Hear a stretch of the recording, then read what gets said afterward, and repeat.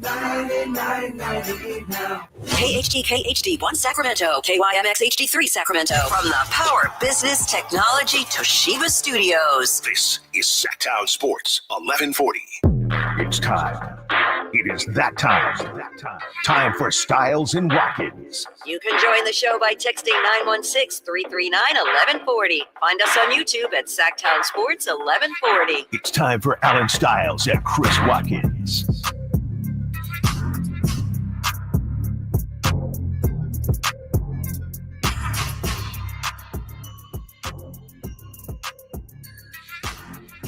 Bye, Dave. Stiles and Watkins, Sacktown Sports. Taking you up to 2 p.m. on a beautiful, beautiful Friday. Chris Watkins, do you ever have one of those days, Chris, where you just don't know if you're hot or cold? Like you mean on, like actually temperature-wise? No, I usually don't. Usually I very, very. Yeah, usually I live in two extremes though. That's my problem. Okay, that's my struggle. Yeah, me neither. Yeah. I mean, it sounds like it's just a struggle. On a different. Well, because I have on my baseball, my Sandlot tee. Right. Yeah. So now I get warm, and then I get it's a full long sleeve. So that's what I'm saying. So I think especially once we get going here. Yeah. I'm start steaming. I'm not even gonna need a shirt. You know what I mean? That's what we got going on. Nate, we have him behind the glass as always, taking you up to 2 p.m. on a beautiful, beautiful Friday and a fully loaded Friday. How about that? As not only do we have the Kings tonight taking on the Clip Show. Does anybody call them that anymore? I don't think so, no. Taking on the Clip Show, and then a Sunday showdown against the Suns. We have Law Murray, who's going to join us of The Athletic at 12:30, and we are going to talk about everything, all things Clippers. What are your short-term goals? What are your long-term goals? What are the Clippers trying to accomplish right now with James Harden, no Kawhi Leonard, and a bunch of really good role players? And don't worry, just for Chris Watkins, we have a special quote from his, dare I say, one of his favorite players, Norm Powell, and his kind of grind to get into a starting lineup. So we got some quotes from Norm for Chris, just for Chris, because we know you're very conflicted today. Yeah, I am. You're very, and by the way, Norm's got to go crazy, but the Kings got to win. The Kings got to win. You know? By the way, Chris, I mean, I guess we should let people know you're doing something a little bit different tonight. Yes. I'll throw it over to you. Yeah. So for tonight's game, there will be no post-game live stream on YouTube because I will be doing game night, filling in game night for Scott Marsh, and I will also be doing the pre-halftime and post-game show, filling in for Jason Ross, who's got Sac State duties. So, no post-game show on YouTube today, but you can hear me on the actual radio side doing it with G-Man and, of course, the great HT Henry Turner, the high flyer. Hey, just like Mike Brown says, keep climbing. That's right. Keep climbing. I'm happy to hear it, man. I'm going to be in the car. Definitely listening. You don't take calls, though, right? No, we do not. Maybe on game. I don't know. YouTube. I'm unfamiliar game with night. Game night Can take calls. Okay. No, this is your moment. I'll be on YouTube though. Alan, you're the only one in this room that hasn't hosted game night. You hosted a game night? I hosted game night with Henry Turner. Wow. Believe it or not. Wow. That's awesome. So it's time to maybe. You can do it tonight for me if you want. You know, what, Nate? I'm just saying. What? I just say he got a little hint of jealousy when you were congratulating Chris. This is Mr. Sideline reporter. Look, I'm gonna quote the great sideline, and that's coming that's too. Coming. I got something cooking. Don't you worry. I will quote the great prime time. Okay, Deion Sanders. That's right. His blessings ain't got nothing to do with my blessings. Okay, I'm happy when for it starts Chris. to affect your wallet. I'm happy for Chris Watkins, and I'm gonna be listening. Whether it's AM, the Sacktown Sports app, or the Sack Chat. That's all the places where you can listen as well. And listen here, I do have to say something, guys. What's that? Lamar Jackson, he looked great last night, okay? And it was I had put baby to bed duty. And, of course, this happens with 1:30 left. You get the look from wifey. I tried to say, I said, hey, can I just watch this last drive? Yep. It's 4th down. Baby Stiles just starts. It's just time to go. It's almost 9 o'clock. She gives me the look. I said, Who put her down the night before? Alan, you were at the Kings game. I completely forgot. So I go and I come out. I say, what happened with the game? You missed a crazy ending. All-time classic. You missed it was a barn burner. It was a movie. But I will say this, man. Yeah. Chris, and I want to get your thoughts on this. And 10:30, we get into the Kings talk, and it's going to be a bit spicy here on a Friday. I got something for you. But when it comes to Lamar Jackson, both of us have said, and I know he's got to do it in the playoffs, but would you agree with me here, Chris? And I tweeted about this. He's got multiple MVPs, but if you watch this man play right now, doesn't it look different to me the way he's throwing the football? That little jump pass that he had in the end zone and he held the follow through. As somebody that hasn't been a huge Lamar Jackson guy, not that I don't like the way he plays, I just want to see it happen in the playoffs, and we still have to see it, but I've never seen him ball like this. The balling is different. The video game numbers, we've seen him before, but it's how he's doing it. It just looks different, man. It just looks like he's becoming a complete QB. Yeah, I mean, that's a great way of putting it. To me, I mean, I said it before the game yesterday, but he's been the MVP regardless of how that game ended up going yesterday. He has been just out of this world, and especially, in the pass game is where he looks like he's taking his biggest strides. He's still, obviously keeping it on with his legs and things like that, and he's always going to be incredibly dynamic in that fashion, but throwing the ball, it has just been incredible, and that's really been the development throughout his career. Was early in his career, obviously, Mark Andrews was the superhero of that offense. It was a lot of inside throws, and he really struggled to get it to outside receivers. He really didn't have much of any receiving, not options, but obviously Hollywood Brown, that not working out. I think a big part of that was Lamar had to develop his arm, and I think we're seeing it now. He's using, I think the beauty of what we're seeing with Lamar is he's using his legs in the passing game still. And so you see him avoiding pressures. And to me, that's the thing that makes him the MVP is you watch every single football game and Lamar is legitimately doing things that nobody else is doing, even in small plays, that don't show up on the highlight reel, like extending a play where, 2 to 3 guys are crashing in on him in the pocket. And he's able just with his raw speed or his elusiveness to create 4 or 5 extra seconds for receivers downfield to get open.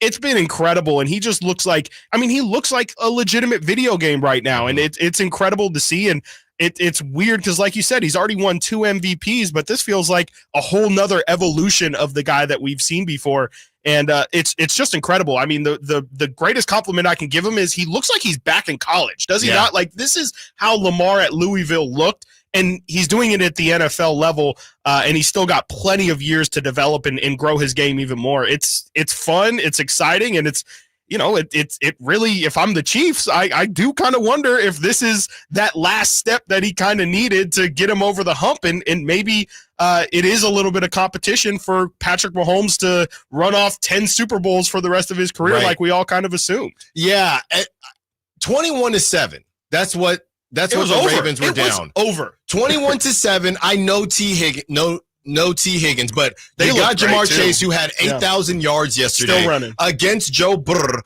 How about that last touchdown? Oh, it's crazy. God, incredible. I mean, we talk about the Lamar I had to watch the replay. You had to watch the replay. But 38 seconds left, driving, and to just like, that is a picture perfect throw that Joe Burrow threw. But go ahead. Sorry. I was just going to say 21-7. Even the 2-time MVP Lamar Jackson of old against Joe Burrow, it's over with Jamar Chase. I don't think they win that game. No. They're a little bit like we talk with the Niners. Like, they are a little bit of, they're a different team when they're ahead, but when they're behind, all of a sudden the game plan completely changes. Lamar would look like a different quarterback, and that just wasn't the case yesterday. I mean, that was a complete second half comeback, and for the fourth quarter they scored. I mean, the reason why the Bengals lost that game is because they had to go for 2, because the Ravens all of a sudden were like, we're going to go from 7 points to 35 in the matter of what felt like 8 minutes. And so they said, if we don't go for 2 now, what makes us think that if we go to overtime and the Ravens get the ball, why would we stop them? They look incredible right now. So they treated him. They treated him like how the Bucs should have treated Patrick Mahomes. I was just about to ask you guys. You think going for 2 was the right move in comparing I think that? so. Yeah, I think so. Lamar was cooking. It's and you guys 2020. think that was there were several penalties on that play? Do you think? Yeah, that's such a weird one. I don't know because what There they were pointed at penalties. it was Gesicki, I think, got held. Gesicki did. Jamar was open. Burrow got a face mask. Yeah, And then the other tight end who was going at the ball was The face mask before yeah. there Was that on before that play and too? I think on this 2 the minute one, play. the one Burrow had before some nasty. it was Right. hand on the face, Right, but and his like thumb Dude, kind of I went didn't down see a on it. grab. Because I think it's a grab and a pull. Yeah. but they that's say also is a illegal face hands mask. to the face. That is Sure. true as well. So, right, that's the Sam Darnold. You thing had the from Ravens too, just shooting themselves in the foot on that Yeah. final drive. Yeah. I think they had 3 extremely critical penalties. Yep. Yeah. That they had that huge completion, the Bengals, and Yep. then they tacked on the face mask on top of Right. that. So the Ravens were just like ready to lose that game. They lose Kyle Hamilton Yeah. as Yeah. well. The Ravens are basically an upside down version of who they've been in years past. Their defense, I think we all think Ravens defense. I think a lot of us still think about Ray Lewis. Okay, but Ray Lewis has not been there for a very long time. Ed Reed back there. And they've had a really good defense for a very long time. They still run the ball extremely well, though. Yes, Sure, they sure. do. But that defense, That defense is not, Lamar yeah. has to be good because that defense is not what I think we all think in our mind Yep. when we think Ravens defense. So they have to figure that out. Like you said, Chris, they did get Tre'Davious White, who did not play last night, but they're going to get him, and they need him because, that second – I mean, Jamar Chase was just running all over the place. Yep. And, prop talk, crazy. my buddy did not indulge last night. He wasn't having hot sweats or anything like that. But when I was watching the pregame, they said, as far as fantasy is concerned, you will take the number 1 receiver going up. You don't want to take any running backs against the Ravens, No. but you will take the number 1 receiver against the Ravens all day long. And what did Jamar Chase do with no T. Higgins? Okay, so that's a problem that the Ravens are going to have to figure out, and we're going to get to the biggest threat to the Chiefs and whether that is the Ravens or the Lions, or could it be the Niners on the other side? We also have sound from Al Michaels as far as how many games end in controversial no calls and some ridiculous Joe Burrow stats. What to do with the guy with the frosted tips that's balling out but catching L's. Stiles and Watkins, Sacktown Sports. De'Aaron Fox plays here. Stolen by Fox. Breakaway coming up for De'Aaron. And a simple, casual spike to the left hand. The Kings lead by 3. Sacktown Sports is your proud home of the Sacramento Kings. Hey, what's up, everybody? It's your boy Drapes here for Mercedes-Benz of Stockton. Now that fall is here, now is the perfect time to head to Stockton and check out a new Mercedes-Benz. I had the opportunity just last week to drive an all-new S-Class 550, and let me tell you, it was a sweet ride. The moment I hopped in, I felt like I was in a world of luxury. From the steering wheel to the seat cooling and even the power of the engine, I was impressed. And then, of course, when I hopped in my Mercedes-Benz EQS SUV, I felt the same thing. So hurry in and take advantage of the Mercedes-Benz incentive bonuses up to $15,000. And they have tons of pre-owned vehicles as well, including C-Class sedans, GLC SUVs, and a whole lot more. Take it from me, you won't be disappointed. So take the short drive down I-5 to Mercedes-Benz of Stockton or online at mbofstockton.com.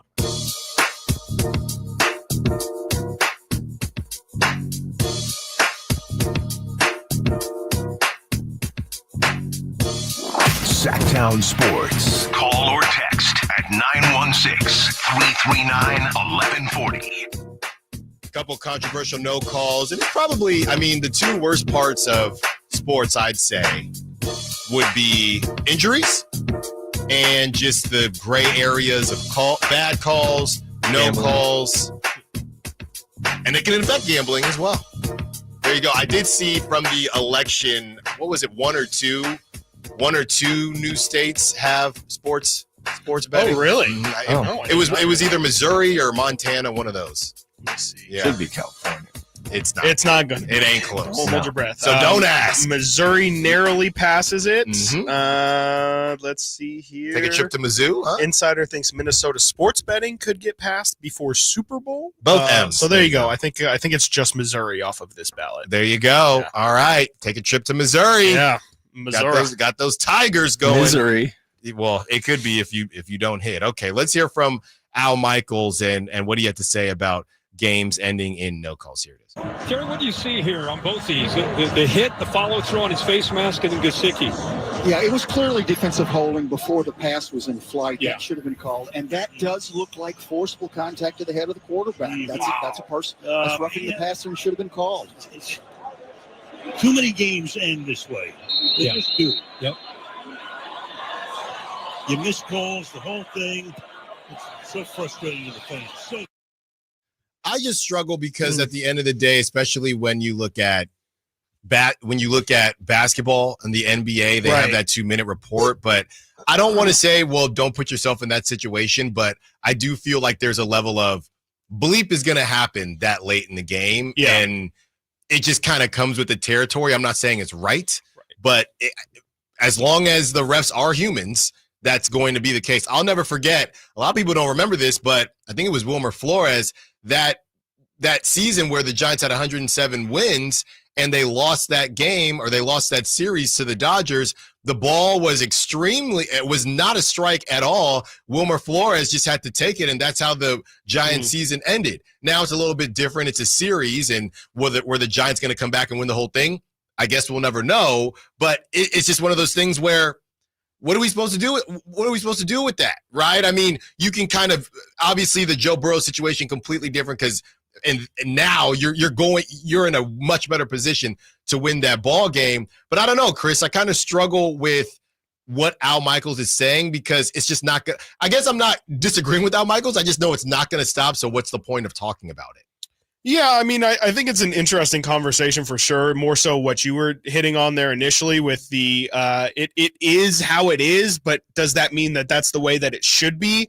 To me, that's the conversation is just, should it change? I mean, should there be different rules for the last plays of these games? I mean, on these Hail Marys, like how many times do we see defenders just absolutely like using the receivers to catapult off of their shoulders, the leverage, and get high? Yeah, like, I mean, I think it's tough because obviously you want to make sure that on both sides, both teams have an equal opportunity to do what they can in this last ditch effort. Like, do you want to be the one who, for game when again, you're giving it everything that you have left and you're fighting for ball positioning or whatever it is. And,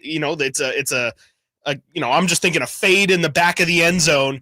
You're going to tell me that there's not going to be some hand fighting? Like, I don't know. I mean, it's just really tough because, again, it's the last play of the game. You understand the severity of it. You almost want to say, all right, this is no longer about it being a billion-dollar corporation, anything like that. This is just backyard football, last play, 3 flies up, throw it up, and somebody go get it. I think that there is a beauty to it. There's kind of a purity, I guess, almost to it, to even in basketball, like letting it kind of turn into street ball for just one play where it's like, hey, if you can get to the rim and finish, like, good on you. You kind of muscled your way through it.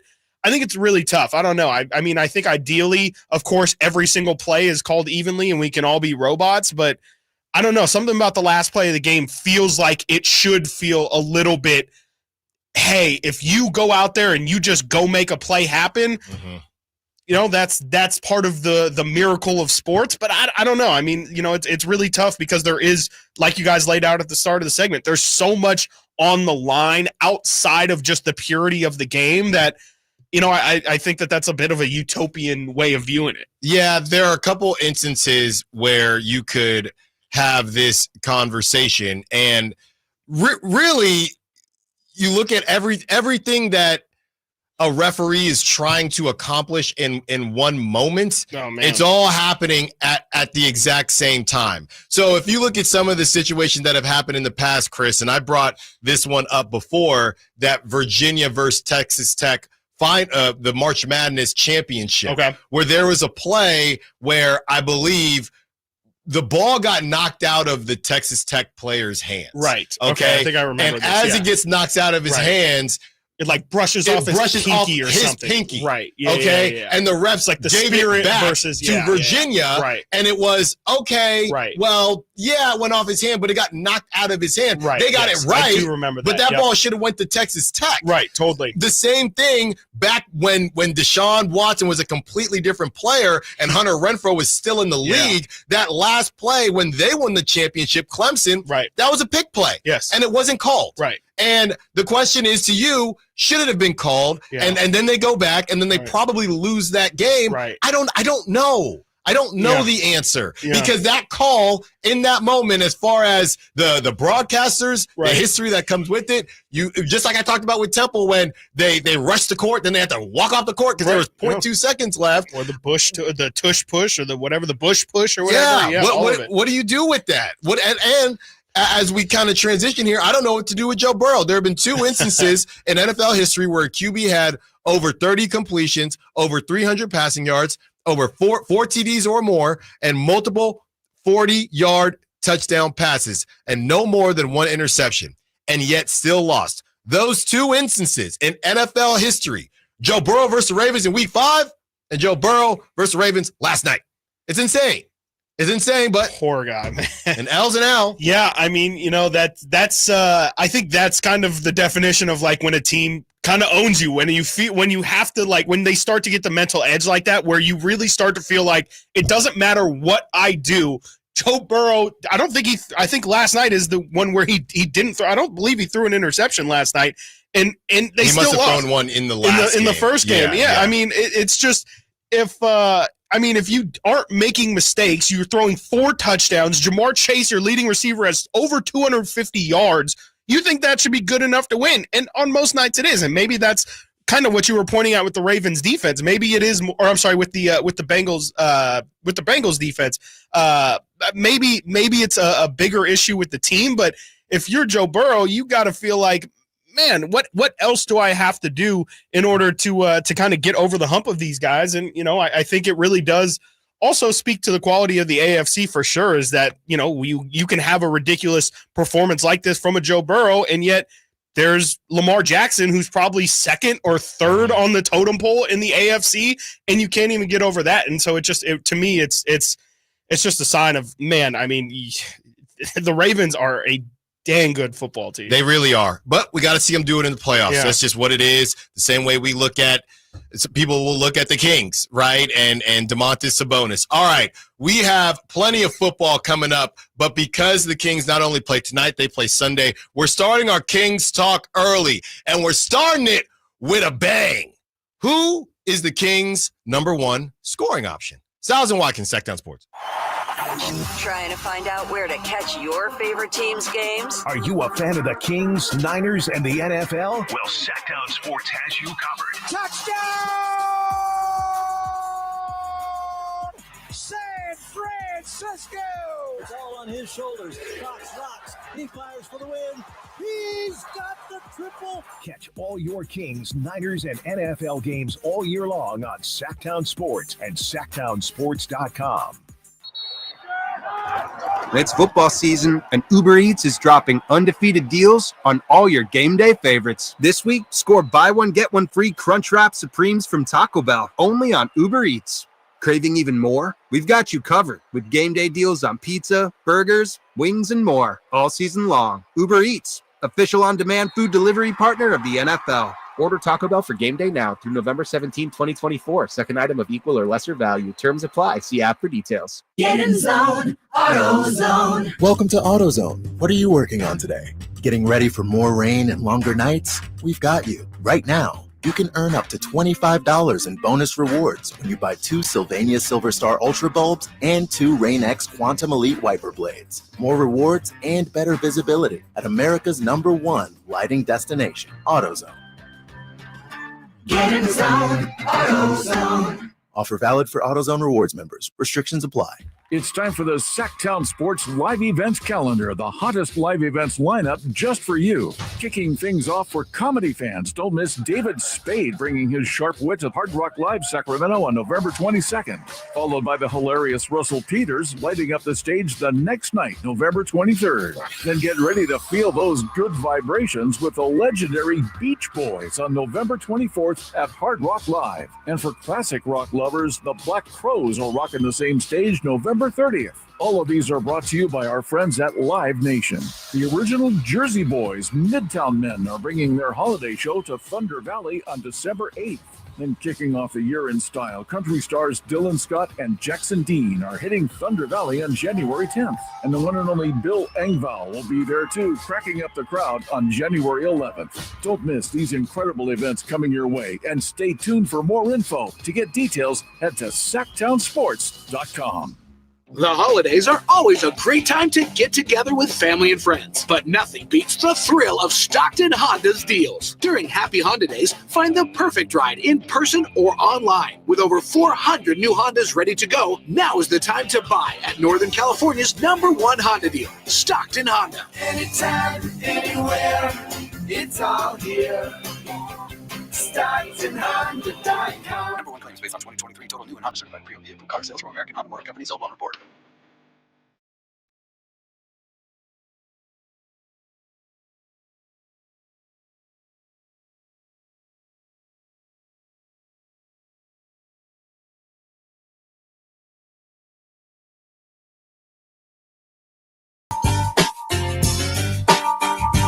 Live and local. Live and local. This is Sacktown Sports.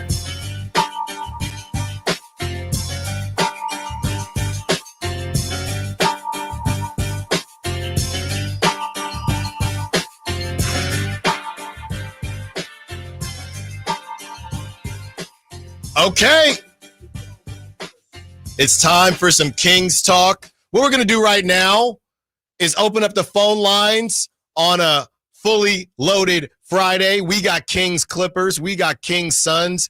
Chris, what are you doing for Kings Suns? Let's do something, man. Oh wait, you know what? Kings Suns on Sunday. I might be busy. Yeah, I'm on alert. Yeah, days. you're on high alert. My sister could text me at any moment now, and we'll see. But Sunday, Uncle Chris could be arriving. Yeah, I don't believe I have immediate plans for Sunday. Okay, but, yeah. Frankie, you listening? You know where we're meeting. Yeah, right. Yeah, Frankie, we're Come meeting on. the toe. All right, because you got Clippers tonight. You got Suns on Sunday. It's going. I know we're super excited, Chris, for Kings Suns, but we cannot overlook the Clippers. We have that preview coming up at 11. But I was thinking about this yesterday, Chris, and I want to open up the phone lines as we discuss. And I was trying to figure out how I wanted to ask this question. And Nate, feel free to hop in as well. Who is the Kings' #1 scoring option right now? And then my follow-up question would be, does it matter? 916-339-1140. Very important. 916-339-1140, not 925. No, not 925. That'll take you somewhere else. I don't know, because I'm trying to give you the I have some stats analytic answer, which yeah. I don't really think that there's a clear answer even there. But yeah, what do you have? So it's just your basics right here. Right. De'Aaron Fox in 8 games, 23.8 points.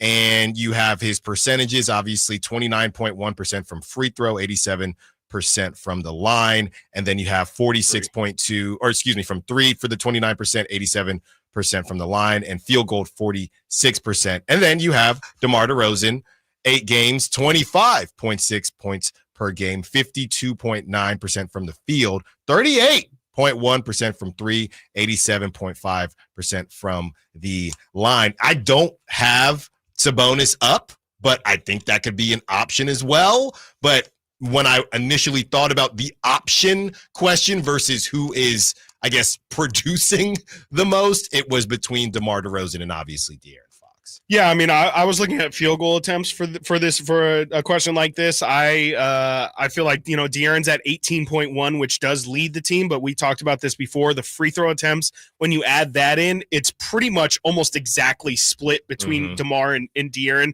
De'Aaron's at 18.1 field goal attempts, 5.8 free throws. DeMar's at 17.5 field goal attempts, but he's at 7 free throw attempts. So pretty much, if you're just saying how many times does the ball leave their hands to try and attempt to make a basket, they're pretty much almost exactly both at what number would that be? About 23 to 24 attempts per game between field goals and free throws.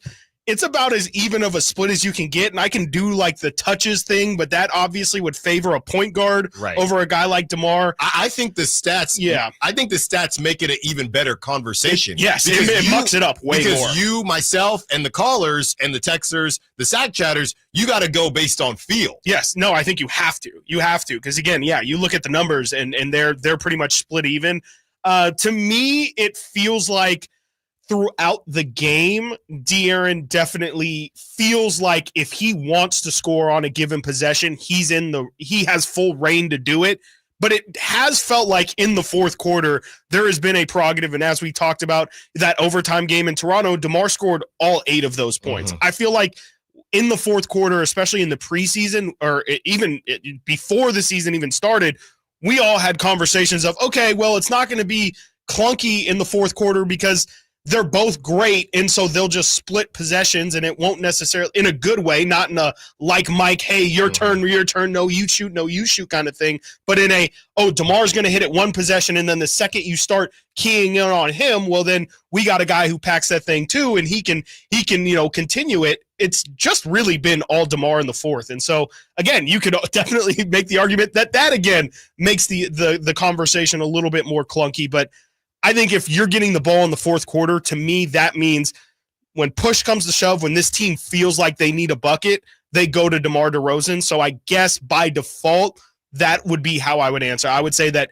since that feels how it is to me, I would say DeMar DeRozan is at this time, 8 games in, the Kings' number 1 scoring option. At 10:31 here on November 8th, DeMar DeRozan is the Kings' first option. Yeah. And I don't think there's a problem with that. No, I haven't had a problem. That's not to say that's not to say that ends tonight. Yep. But as presently constructed, from the 8 games that we've watched, DeMar DeRozan has been the first option. There have been times where De'Aaron has got hot and he's gone on a little stretch. We got to come up with a name. They have the Curry Flurry. We got to come up, and he's on the Curry brand. So we got to come up with a name for De'Aaron Fox because he does go on these stretches where it's just all De'Aaron. But when you need a bucket, that ball has ended up in the hands of one DeMar DeRozan. Yeah. Now, the secondary question, whether or not that matters, I think we'd both argue that it doesn't. I do think it just is more of a philosophical situation where it's,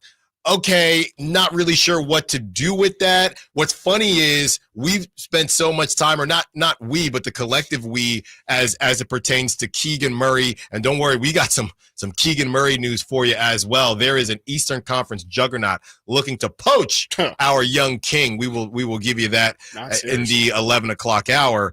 But if you look at everything we talked about and how DeMar is going to make De'Aaron better, I don't think that, again, 8 games into the season, I'm not saying that's necessarily true or untrue, but what I'm saying is we are seeing at this moment in time DeMar DeRozan's number get called more than De'Aaron Fox. I don't know that it's a problem, but that's just the reality of what it is right now, and it remains to be seen if that is going to be the best version of this team, because we just don't know how long it's going to last. But as of right now, DeMar DeRozan is that team's first option. That's just what it is. Yeah, I think so. And it doesn't help that De'Aaron's not making shots either for his case. I mean, I think if maybe he's shooting the 3 ball a little bit better, it probably helps us feel like, okay, at the end of the day, De'Aaron is still the number 1 option. Even if DeMar is getting the ball at the end of the day, De'Aaron's the one that is keeping the engine going throughout the game. But it hasn't really felt like that. I mean, I think, again, with his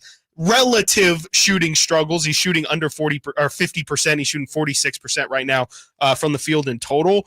I think that it kind of leads to him maybe I wouldn't say deferring because we still have a lot of games where he's taking a ton of threes and you know how I feel about that. But I think it's led to him being more willing to share the ball, which is, of course, a positive. But I feel like there's still room for De'Aaron. Like you said, I mean, it could change tonight. I really think if De'Aaron really starts to feel himself, maybe that finger, he just kind of starts to get acclimated to playing with it. There's a chance that, you know, he takes it and runs with it the rest of the way. And, you know, not to bring the contract into it too, but I'm sure that's what De'Aaron wants. Like, I'm sure that's what that at some point here, that's the point he wants to get to at some point in the season. And, you know, to kind of tie a bow on what you said to start it, I do think by the end of the year, like, that's probably the best version of this team is De'Aaron Fox being the best player. But then you have DeMar DeRozan still there, more than capable of doing what he's doing now. You still have Domantas Sabonis, who, if you're going to, you know, single cover him or think that he's just a regular season player, he'll kill you. And then Keegan Murray, too. We'll see how Keegan Murray continues to grow throughout the year. But, I think right now it's DeMar. But I do agree that in the long term, of course, De'Aaron Fox is still the head of the snake. And, you know, you don't really want to be relying on a guy like DeMar DeRozan, who at this point is 35 years old and is playing just under 38 minutes a game. Like, in the long term, it feels like you would much rather have De'Aaron kind of take that burden, and you probably feel better with his age and where he's at in his career right now, with him being the one leading this thing to hopefully the promised land. Yeah, it really depends on what the team's philosophy is, because they could have went after a guy like Klay Thompson. Yeah. And that would have been a guy who would have in theory helped the scoring, but it still would have been De'Aaron at the end of the game, because Klay's not going to try to boogie and get his own shot. They decided to go in this direction. De'Aaron was okay with it. De'Aaron helped in the process to recruit DeMar DeRozan. So ultimately, I know they all want to win, but I know that you're trying to get your paper too. So it's very interesting, especially when you have Keegan Murray saying that the best version of that team, he just said that a couple days ago, is when De'Aaron Fox is being aggressive, which makes this whole finger thing so tough. Yeah. Because it's so tough to evaluate De'Aaron right now based on his finger and whether or not that will be healthy throughout the season. Curtis Hicks on the Sack Chat says, right now it's DeMar. However, it doesn't really matter. I trust Fox, DeRozan, Monk, and Sabonis. Amid Rock says, Foxy is my guy. I do have a feeling the tape on his finger is affecting his handles first and shooting second. Well, I think it's affecting both for sure. Leonard Keene says, I think he's responding to Leonard Keene is responding to what we should call it when De'Aaron goes on a run. Flurry version. Yes. Okay, here's a couple guys. I like Ward's, I will say. The Foxy Boxy, I don't know, Leonard, I don't know what that means. Maybe like a Foxy box score. Box score? I don't think so. What did Ward's? He said De'Aair ball. Okay, well, Ward, we're going in the different direction. Funny. I read over that, Chris. I wasn't going to say that on air. The 5-3-0 is saying that's what we could call the shot in Toronto. That was the De'Aair ball. The De'Aair ball, yeah. Someone close the door. 5-3-0, call it a foxtrot. That's not bad. It's not bad. That's not bad at all. I feel like that's very broadcastery. I don't know if that's like Mark. Yeah, I can hear him right. I can hear him right now. It's a foxtrot out here. It's a foxtrot and a chicken wing. Mark Jones and Foxy doing his trotsy. We can do better. 5-3. I like it. 5-3-0. You're the leader in the clubhouse. GP says Foxfest. That's not terrible. I don't think it's it, but that's not terrible. I'm holding our listeners to a high bar here. Yeah. There's got to be something. There's got to be something. Maybe there's something with De'Aaron. De'Aaron's a scaring the other team. Nate, dump that. Oh boy. Come on, Nate, you're creative. Yeah, but I was kidding, right? Yeah, right. Something about De'Aaron and Perrin points. No. Nope. I can't just say no and then not throw anything. Right now it's Foxtrot. Foxtrot is really solid. Right now it's Foxtrot. Perrin no. Don't like where that's at all. All right, 916. You asked for this. 916-339-1140. Let's take a trip around the NBA, and can we please get some more leaders in the clubhouse, some more terms More for puns, too. More puns for More when puns. De'Aaron Fox is on one of his runs. Okay. A pun run. Not bad.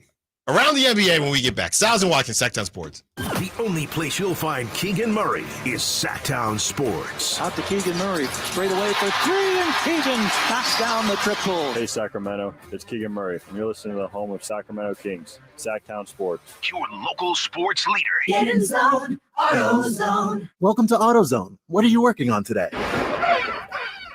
Sounds like wipers. If your wipers are streaking, skipping, chattering, or even worse, loud, you need to visit AutoZone and get some fresh new blades. We've got basic wipers to get you back on the road, as well as premium blades from Bosch and Rain-X.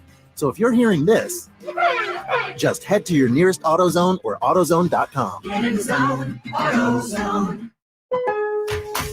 Lowe's knows you want to get even more value for the holiday. That's why as a My Lowe's Rewards member, you get new member deals on holiday decor, tools, and more. And you earn points when you shop. More points equal more rewards to help you save on holiday and more. Not a member? Join for free today at Lowe's.com/MyLowe'sRewards because Lowe's knows deals. Program subject to terms and conditions. Points are awarded on eligible purchases. See Lowe's.com/terms for full details. Subject to change. Carmichael Dave here from my good friends at American Energy. Cool weather, if not cold weather, is in our future. You know that. It'll eventually get there, and American Energy wants to make sure your system is operating safely and properly. So now is the time to take advantage of the $49 fall tune-up inspection. That's regularly $119, but includes a full safety and duct inspection. And if your system's over 10 years old, it's free. The tune-up is on American Energy. Give them a call right now. They're offering $50 off your first recommended repair, or if you need a new furnace, that's half off the price of a new unit. American Energy been serving the greater Sacramento area since 1981. A+ with the Better Business Bureau. You can check them out at theaeway.com for an instant quote. That's theaeway.com. Tell them Carmichael Dave sent you. Call 916-520-9990 now. Ready to pre-game your next big arena event? Head to Beach Hut Deli, a Sacramento tradition for over 40 years, where aloha is served daily. Located just steps away from the arena, whether it's game day or concert night, it's the perfect spot to gather with friends and enjoy amazing sandwiches. Are you planning a bigger get-together? Beach Hut Deli offers endless catering options to bring those delicious flavors to your next party or event. Beach Hut Deli. Good vibes, great food, and epic times await. Facts are facts, and the facts show that for eliminating hip, knee, back, leg, and foot pain, it's the Good Feet personalized arch support system, clinically proven to provide significant pain relief in only 4 weeks. Good Feet arch supports are designed to help put your feet and whole body back in pain-relieved proper alignment. Good Feet arch supports are HSA and FSA eligible. Book your free fitting at Good Feet in Sacramento, Roseville, and Vacaville.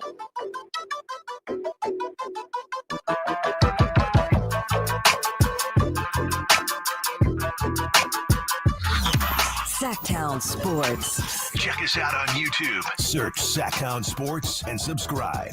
We're getting a lot now. I love doing this on a Friday. Fully loaded Friday, like a baked potato. Chris, how do you feel about baked potatoes? Underutilized. I really, maybe just personally, but like I don't have baked potatoes often. Are you I like them. Classic baked potato guy? I think so. Like I don't like to get too fancy or nothing like that. You know, just the sour cream, the chives, the bacon bits, because butter, obviously. Well, because the reason I asked this is because there'll be when I'll send Chris the different places around Sacramento and ask, hey, does this look good? Or have you been here, or does it look better than it actually is? And some of those places will have, we throw rib tips on top of our baked potato. Sure, and that's great. I'm always down for that, but wifey is just very much, I don't like the hybrid. Just give me a baked potato. Sure. Okay. Just give me the normal, and I'm willing to throw some ribs. I'll throw some barbecue chicken. Whatever. I mean, that sounds great. Whatever you need. Okay, guys, we have a lot coming in. We here. did just get a call. Fox Flurry from Steve. We can't do that because of curry flurry. Oh, yeah. But thank you, Steve. Wardell Fleury. We have a lot here. These are two that I came up with. We got a Fox Fest and a Fox Feast. We got to be careful here. Fox Feast. Yeah. I can hear it now, Chris. Yeah, Chris. The Fox Frenzy. Fox Frenzy. Oh, that's good. Fox Frenzy. Yeah. Fox Force. Well, Chris, De'Aaron Fox Fox is Force 0 for his Yeah. last 2, and the Kings are down 3. If we could get a Fox Frenzy here, I really think that would wake up the fans in the Golden One Center. Just, do you guys know what the Fox Force 5 is in reference No to? idea. Some weird quote, some weird offhanded quote in Pulp Fiction. It's about, they're talking about some movie that Uma Thurman made in the movie. Just really random that is. Royale with cheese. Yeah. There you go. All right, I want to read through these, and then we'll get to around the NBA. Star Fox, which I already said. 916 De'Aaron Flaren. Okay. I think there's something there. 916, he's foxing them up. He's throwing a Fox Fit and or Fox Fury. Thank you, 916. Fox Fury. Not bad. From our guy, Esteban. I like this, guys. He's on a fox hunt. That doesn't make sense. It doesn't, but a lot of stuff doesn't make sense, technically. That's true. That is It's true. doable. Like, again, though, these feel like broadcast things and maybe not like something that, But that's where it's going to be utilized the most, though. That's right. That's how Curry Fleury is utilized, though. Sure. I like Fox Frenzy. Yeah. That might be number one, Chris. I hate to say it. 916, Fox around and find out. That's from Nick. Yeah. Well, that's I think they do that on the NBC broadcast. There you they go. have like a meme image. Oh yeah, this is a little wordy. It's a little wordy. Yeah. And we need a Fox around and find out. 530 Swiper the Sniper. Got to make threes for that. But then that's 2 nicknames. Yeah. We're not going nickname here. And That's then a hat on a hat. Ward on the SAC chat. What the Fox? Okay. Pretty basic. Yeah. Leonard Keane. Might get caught up on that one. High flying Fox. We already got a high flyer. Patrick Donaldson. Feet up. Patrick Donaldson. Fox Rocks. Feet up. Matthew Henson. Fox Remento movement. Matthew, Fox Remento? Matthew, say that 3. That's way too many syllables there, Matthew. Gilbert Hernandez for Fox sake. Oh, that's not bad. These are just fun. Yeah. These are like segment names. Yeah. These are like, yeah. Ernesto says Let me take the notes. Fox Festival Frenzy. What? I like that everyone's The Firefox participating. Festival. What are we doing? Or the browser. How about Mozilla? Yeah, Mozilla. Mozilla. Amid Rock, who you just met, by the way, Chris. Yes, yeah. Shout out to Mid Rock. I had a seat upgrade the other day. Crazy like a fox. Amid, come on. We got to be better. That is a mid statement there. But it did rock. 530 a Foxalyptic. You guys are having way too much fun with this. Like apocalyptic. Yeah, that is. All right. I like it though. I like because you got to throw everything at the wall. Yeah, Yeah. and see what sticks. I do like for Fox steak. Stop it, De'Aaron. I like that call. It's a good one. Call it Mark Jones. I could not do for it. Fox sake. I just feel like I would slip. Yeah, I would slip. I had to think hard. Draper. Dang, just pitch these and crosstalk to him. Okay. Yeah. You got his number? I will say Drapes had a good call the other day. I wanted to point out specifically he did like a Keegan Murray chant, but it was a solo because they were on the road and he was like Keegan got past the ball and he's like Keegan, and then he made it and he did a Murray. It was pretty cool. It was pretty cool. Okay. Yeah. All right, Drapes. Yeah. I was like, all right, Drapes. All Get in right. the bag. 916 delivering the Fox Frost. What are we doing? Delivering the Fox. Now we're in timeout. Now we're in timeout. All right, we'll get back Tuning in to Fox News. I do not want to find out what Fox. He's Frost is. reporting. Yeah. Reporting live Fox News. on Fox News. De'Aaron for 3. All right, we'll get back to him on the side. Nate, Come on, let's not get political. it's time to. It's time to. Let's start here, I hope Chris. this isn't your first segment ever hearing us. Chris, this I hope is. it is. Welcome to the show. This is something that kind of flew under the radar yesterday for us. Okay. Paul George, we were talking so much about Davion's return. We did not right. talk about Paul George's return to the Clippers. Yeah, And I want to ask Law about that. he was too. cheered and booed, and this is what he had to say on both of them. bother you though at all that they booed you for large stretches of that game? Like after 5 years here, playing your heart out for them, like does that bother you at all? I mean, it's stupid. I was a free agent. You know what I mean? I was a free agent. It wasn't something that I, demanded a trade or went against the team here. Like I was a free agent. The team presented something that was team friendly, and I did what was best for me in that situation. So there was the cheers. I appreciate them. Those were the ones that I played hard for. The boos, I didn't get it. I still don't get it when I go to Indy. But it is what it is. It's sports. That's what's in sports. So. I watched this segment on Around the Horn yesterday, Chris, and shout out our guy Kevin Dana, who has been on the show. He was featured on Around the Horn. If you haven't heard his Sanford Notre Dame soccer call, next break you should go check it out. It's pretty ridiculous. Still out of breath. Yeah, he's still out of breath. But when I was watching Around the Horn, the argument was they're not booing you for leaving. They're booing you because you did nothing along with Kawhi while you were there. Wow. Which I do think makes more sense. Sure. Hey, no one's booing you for leaving. They're booing you because you left and delivered absolutely nothing. Yeah. Which it's the combo. It's the combo.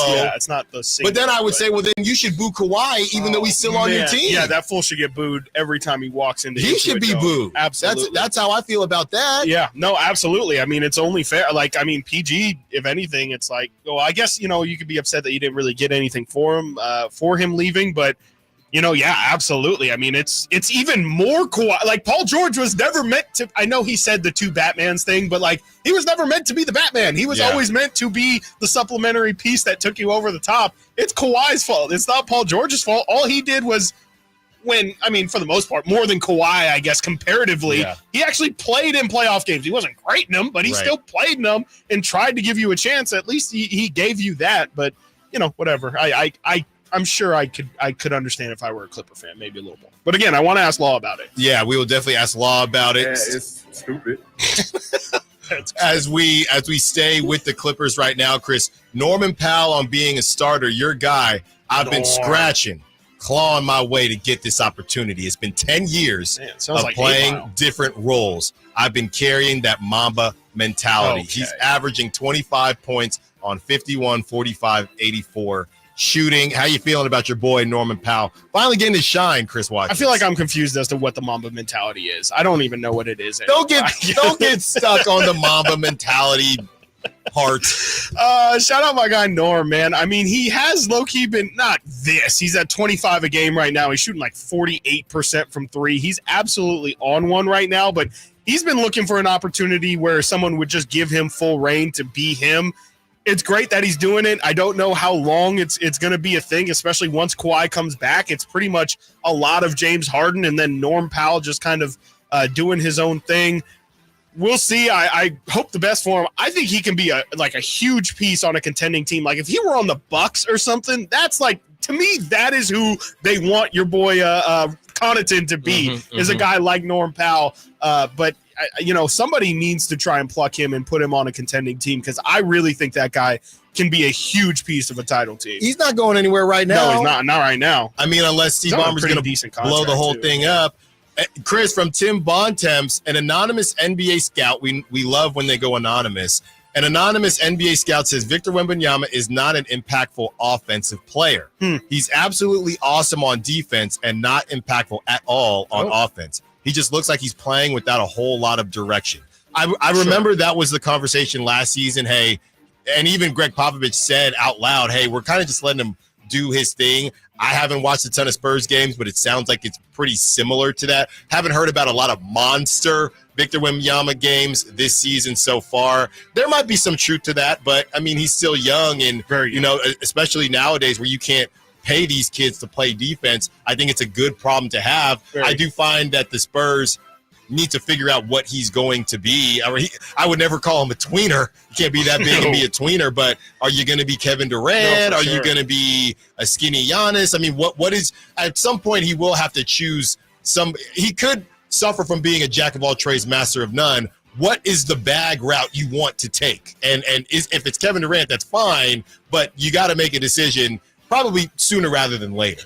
Yeah, I mean, I think it's a pretty good problem when you would say he's not great offensively and he's averaging 17.5 points this year and he averaged 20 a game last year. So I guess in the interim, he could figure it out and be a 20-per-game scorer. But if anything, it's scary because at some point he's going to figure something on the offensive end out and he'll probably be like a 30-point-per-game scorer for the rest of his career. I mean, you know, I think that it's just a matter of he's 21 years old. He's 7'4", but weighs as much as De'Aaron Fox does. Like, I kind of feel like once his body starts to fill out, it's going to be over. I mean, he's shooting too many threes, right? He's at 6. Why is Victor Wembanyama, who is 7 feet tall, taking just under 7 threes a game? That's why nobody watching. 6.9 threes per game. He's knocking it down at 22% right now.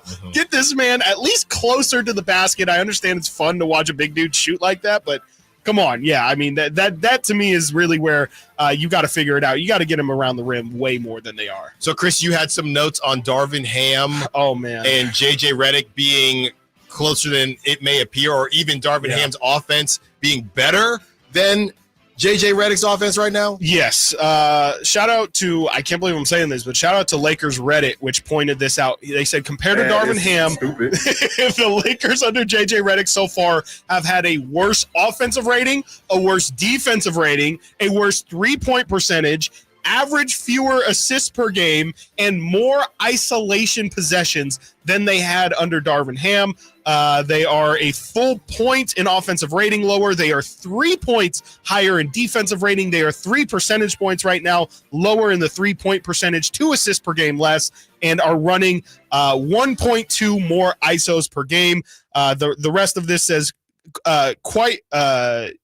quite interesting, considering JJ regarded himself as someone who was looking to dial back ISO ball and run more plays in motion. The 3-point percentage has also been significantly worse, despite JJ wanting to take analytics more into consideration. Anthony Davis has been incredible, but nobody else. Well, obviously, LeBron was incredible the other night as well and has been all year, but really the offense in total and the team in total still looks like the Lakers from these past couple of years. And I think the problem with the criticism of Darvin Ham was, the Lakers weren't great, but they were actually still like pretty decent. Like they ended up beating the Grizzlies a couple of years ago in the first Beam Team season, if you will. And then last year they were in the pack. They were ahead of the Kings last year. They were ahead of a lot of the pack, in the middle of the pack, I guess you could say.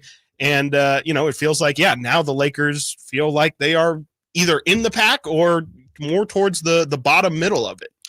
Kings Clippers preview coming up next. Raindrop, Foxtrot, Stiles and Watkins, Sacktown Sports. Did you miss any part of our live local shows? Don't worry, you never have to miss them again. Check out sacktownsports.com and search our podcast page and play our shows when you want. The Carmichael Dave Show with Jason Ross, Stiles and Watkins, and the Drive Guys. Plus, other podcasts like Return of the Empire, Return of the Roar, the Stingers Up podcast, and Golf to Go with Frank LaRosa. They're all available right now on sacktownsports.com. Black Friday is on its way at Fasteners Inc. Tool Outlet, and there's no better place to shop for all your power tools. Low price Makita Bear tools starting at $89, Makita batteries starting at just $49, and many more of the year's hottest deals. November 25th through December 2nd. That's right, one whole week of crazy deals on power tools. So don't forget, our Black Friday sale will be November 25th through December 2nd. Check us out at 6701 Power Inn Road or online at fastenersinc.net. Model Year End pricing is back at Folsom Lake Honda, your one-stop Honda shop. During the Model Year End event, lower interest rates at Folsom Lake Honda make lower payments. It's no wonder why Folsom Lake Honda is your one-stop Honda shop. Come in today or check out our entire inventory online at folsomlakehonda.com. Get an instant cash offer for your trade at folsomlakehonda.com. We'll buy your car whether you buy from us or not. Folsom Lake Honda is your one-stop Honda shop. Folsom Lake Honda. Go to folsomlakehonda.com. Your one-stop Honda shop. I'm Bob Burke, founder and chairman of Burke America Parts Group, a family of brands that includes RepairClinic.com, an appliance and HVAC parts solution company that's grown into an international brand. Before AmericanEagle.com, we partially launched a new technology platform developed by another firm. American Eagle helped take our technology to a whole new level with digital marketing, software development, and business insights into our key markets, appliances, HVAC, and outdoor power equipment, and did so both on time and on budget. AmericanEagle.com has the resources, experience, and talent needed to produce solutions. Our new technology platform developed by AmericanEagle.com has produced tremendous results with higher traffic, conversion, engagement, and online revenue. If you have any home repairs you need to take care of, check us out at RepairClinic.com. If you need a world-class website or technology project, then I would highly recommend AmericanEagle.com. Call AmericanEagle.com at 773-NETWORK. That's AmericanEagle.com, 773-NETWORK. Did you know that replacing garage doors is the biggest return on investment homeowners can get on improvements? Jason Ross here, and let me tell you about the Overhead Door Company of Sacramento, a family-owned and operated company with third-generation owners that's been in business for 71 years right here in Sacramento. With new garage doors from Overhead Door Company of Sacramento, you'll not only get the wow factor, but you'll also know that you're working with a well-respected and proven company. Residential and commercial, brand new garage doors, or repairs to existing doors, they do it all. Take advantage of their free at-home estimates on new garage doors or check out the showroom with no appointment needed. And while you're at it, mention me, Jason Ross, or Sacktown Sports and receive $100 off a new garage door paired with a new garage door opener. Check out their website at ohdsac.com or call them at 916-421-3747. Overhead Door Company of Sacramento, the genuine, the original overhead door. Always look for the red ribbon logo. At the law offices of Dale R. Gomes, we understand that when you're facing a crisis, you need more than just a lawyer. You need a team. Our dedicated attorneys work together, combining decades of experience to guide you through personal injury or criminal defense matters with care and expertise. We're committed to supporting you every step of the way, ensuring your voice is heard and your rights are protected. With offices in Sacramento and El Dorado County, reach out to the law offices of Dale R. Gomes today, 916-999-9033, or online at dalegomslaw.com. Don't miss Stoney's Rockin' Radio's 17-year anniversary bash this Saturday night with a free tri-tip dinner. That's right, free tri-tip dinner and free late-night biscuits and gravy. So don't miss Stoney's 17-year anniversary bash this Saturday night, plus free dance lessons, sing some karaoke, or ride Stoney's mechanical ball. I'll see you on the dance floor. KHTK HD1 Sacramento, KYMX HD3 Sacramento. From the Power Business Technology Toshiba Studios. Sacktown Sports, 1140.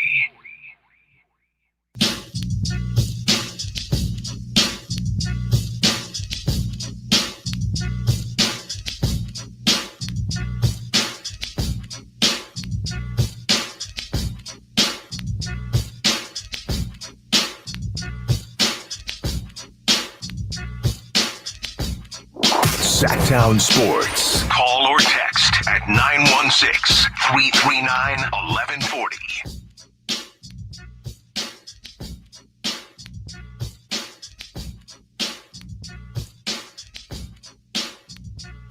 Clippers Kings preview. I don't know why, Chris, off the top of my head, thinking about the Kings last season, I remember us having a conversation about Domantas Sabonis struggling against, funny enough, just kind of plotting, not as athletic centers. You know, leapers like to leap. And if I'm not mistaken, didn't Zubac kind of do a good job on Sabonis last season? Yeah, that wouldn't surprise me. He definitely fits the mold of somebody who would, somebody who, like you said, is just big plotting, not trying to go for, you know, the over-the-top dunks or blocks, is just, you know, holding his ground really and, you know, using his strength. I think that's the thing that Sabonis really gets the advantage on people, is once they kind of get up, whether it be in the air or even straight up, he will kind of, you know, do that classic shoulder right into their chest or kind of into their waist and get them to move. But let's see here. Looking at it, yeah, he had a 11-point performance against the Clippers in late November last year. If I had to guess, that would be one of them. And then he also had a 15-point performance against the Clippers last year as well. So it did seem like in both of those Clipper games, those are definitely below his averages for sure. So, yeah, it does look like the Clippers and specifically Zoo gave him some problems last year. There you go. Clippers are 4-4. They've won 2 in a row. They bested the Spurs and bested Paul George in that homecoming against the 76ers, who didn't have Joel Embiid, but at that time they did have Tyrese Maxey. Offensive rating, 22nd in the league. Defensive rating, 5th in the league. Good for a net rating of 12th. James Harden, 37.6 field goal percentage. Last among players that are scoring over 20 points per game. So he's kind of getting back to the James, I'm just putting it up, right? I feel like in Philadelphia, he did the point guard thing for a bit. It doesn't seem like his volume was where it is now. Hasn't been terribly efficient, but who is he going to pass to out there besides your boy Norman Powell, who we just gave his numbers? Norman Powell averaging 25 points. He's been cooking. James Harden 28.4% from three with his little step back Bobby Jack, 8.4 attempts per game. Chris, I mean, this is a game, like I said, funny enough, as we talk about the difference between this team this season and last season, even if Domantas Sabonis doesn't have his best game, that would cook the Kings last season. Zubac shuts Domantas Sabonis down, and that's a problem. This season, they lost both of those games that I mentioned. Yeah, I'm not as worried about it because, yes, Domantas Sabonis has been playing well offensively, but you have other options now. Not to say that I'm not saying they're gonna win or lose tonight. I think they should take care of business. We'll look at the line in a second here, but also, Chris, quickly from Jason Anderson of the Sacramento Bee, the Los Angeles Clippers have ruled out the following players for Friday's game versus Sacramento Kings. Mo Bamba, left knee injury recovery. Cam Christie on assignment. Trenton Flower, who's a two-way. Kawhi Leonard, right knee injury recovery. And PJ Tucker, in parentheses, not with the team. So a new spot. Basically, it's just the normal, what you would expect from the injury list. And as far as the Kings are concerned, Chris, very healthy game for the Kings. It's just Devin Carter. So you got to go out there. Orlando Robinson's not on there? When I looked at what Jason said, I'll double check, but I'm fairly sure. I have no idea what Orlando Robinson's timeline is. Yeah, I'm looking at it here. Remain sidelined is what I'm seeing. Remain sidelined. Yeah, so it would would be just missed that. There you go. Yeah. So you have the two guys that we kind of expected, and besides that, it's just the usual suspect. Here it is, Chris. Yeah, Jason Anderson, Kings injury report, Friday's game says. Excuse me, I misread because it was all in one line. Devin Carter shoulder, Orlando Robinson knee. So both of those guys still out, but really and then first comment on Jason's post. What is Orlando's timeline? I'm like literally trying to look for it right now and I can't find it. So, yeah. So there you have it. That's the breakdown there. Chris, your initial thoughts on Clippers Kings tonight? Clippers got really good defense. I mean, as much as the offense isn't the smoothest flowing thing you've ever seen, they have definitely, Tyler's a great coach and he understands that they don't really have the offensive firepower to get it done. And so they need to focus on the defense. That's where Zubac comes in. I mean, the guys that they brought in this summer have been really, really athletic kind of guys who really emphasize more so on the defensive end, the Derek Jones Jr.'s of the world. Terrence Mann, somebody who's, of course, been there, but he's a defensive player, a long wing. Chris Dunn gets a decent amount of minutes for them. He's a defensive player as well. So I think that's the thing that the Kings have to stay mindful of tonight is there's a chance that the Clippers, as the Clippers are the fifth best defense in the league, the Kings by offensive rating are the fifth best offense in the league. And so it is going to be a really battle of styles. And I really hope that, the Kings recognize that there's a chance that the Clippers style beats theirs. Is that this becomes a little bit more of a, hey, first one to 105 or first one to 110 kind of games. And hopefully the Kings defense is ready to do it. Hopefully that and we've seen them kind of not necessarily rely on their offense as much this season, but in a game like tonight where, the Clippers don't really have that offensive firepower. Again, what are they? They are 22nd in offensive rating. You have to be prepared for this to be a little bit of a clunky slugfest of a game. And if it isn't in the Clippers for whatever reason, because we know how it goes here at Golden One Center, teams will come in and not be good shooting teams and then all of a sudden light it up. If that's going to be the case, they have to be ready to at some point turn off the faucet and turn the Clippers back into the team that they've been all year. So you can't let James Harden get going. That's the first and foremost. We already know the caliber of player James Harden is. Like you read off, he's not hitting shots from three. He's not hitting shots from the field. He's just chucking it up. If he gets confidence tonight, if he starts he's 4 of his first 6 from the field. It's going to be a long, long night for the Kings. So they have to slow down James Harden first and foremost. And then I think everything else should kind of fall into place for their defensive game plan. But yeah, that to me is the number one thing that you have to make sure is that the Clippers don't get their offense going, because I do think the Kings can win a dirty, ugly battle by getting to the free throw line. James Harden, you think he's that Tiger after the game tonight? No, I don't think Tiger can handle a James He has Harden. a different spot Yeah. here. Oh. And it's a spot we advertise quite a bit on the station. Oh, all right. You sound like you know something. I do know something. I'm pretty positive James Harden does not spend time outside of his hotel room in Sacramento. He might spend some time right off 50 on the way up to Tahoe. Nate, Gotcha. speaking of Chris, I got you. Nate, yeah. I think I got Well, you. that's not. I'm being Yeah, confusing. but- Chris, Nate has the spread for today. Okay. So we're gonna guess it. I will go first. Okay. And I'm going to say I'm stuck in between a couple numbers here. I'm gonna say 4.5. It's a really good number. I was opting too high. My initial thought was 6, but I think that's a little bit too high. I don't think people are that high on the Kings yet. You said 4.5, or did you say 4? I said 4.5. I'll take 3.5 then. Yeah. But again, I feel 6 or 6.5 is where my initial thought was. Should have stayed around your initial thought, Chris. Okay. It is 5.5 in That's favor of good. the Sacramento Kings. Okay. You Yeah. probably get like a point or two for being And at then, home. Yeah, so we have the Kings minus 218. So bet 100 or bet 218 to win 100. Clips plus 180. Bet 100, win 180. And then the over-under opened up at 226. It has since gone down to 223. 226.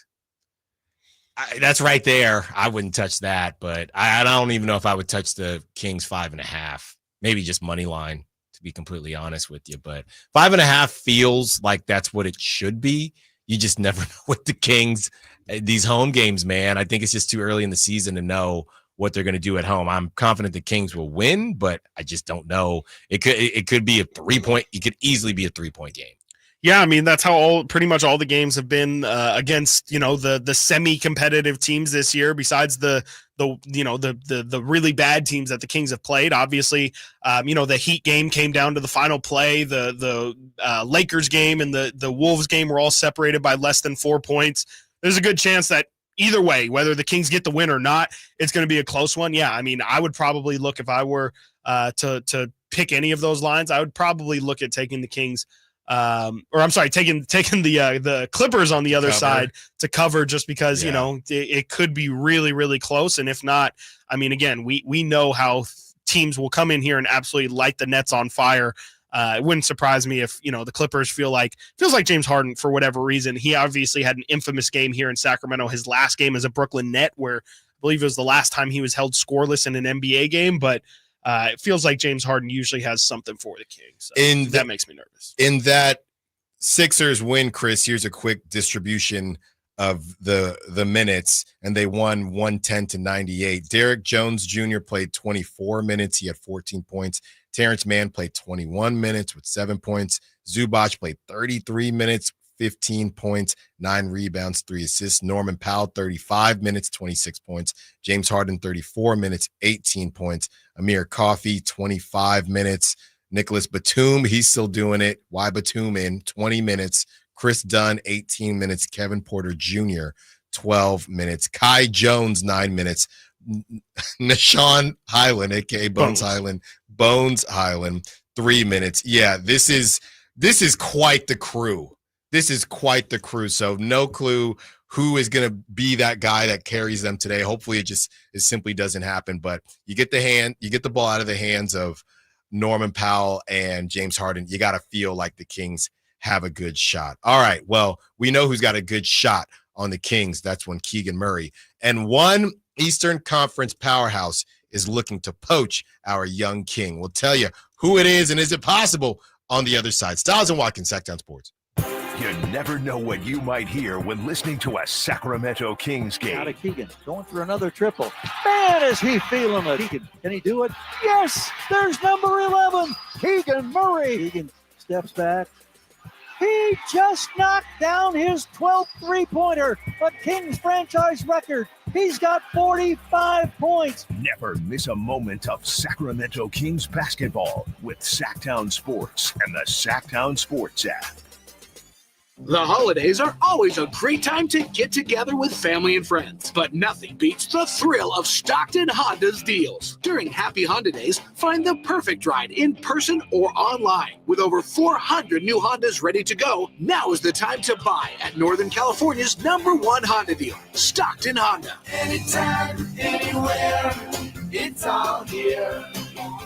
StocktonHonda.com. #1 claims based on 2023 total new and Honda certified pre-owned vehicle car sales from American Honda Motor Company's Old Report. Carmichael Dave with a simple question. What are you thankful for this year? So many things to consider, but one thing we can all agree on is a well-running vehicle to get you where you need to go each and every day. Jiffy Lube would like to say thank you to all their customers this November. Whether a weekend road trip to Lake Tahoe or your daily commute to work, Jiffy Lube has you covered. Serving the greater Sacramento area since 1984. Visit jiffylube.com today to find a location near you, generous oil change coupons, and more. Happy Thanksgiving and holiday driving from Jiffy Lube.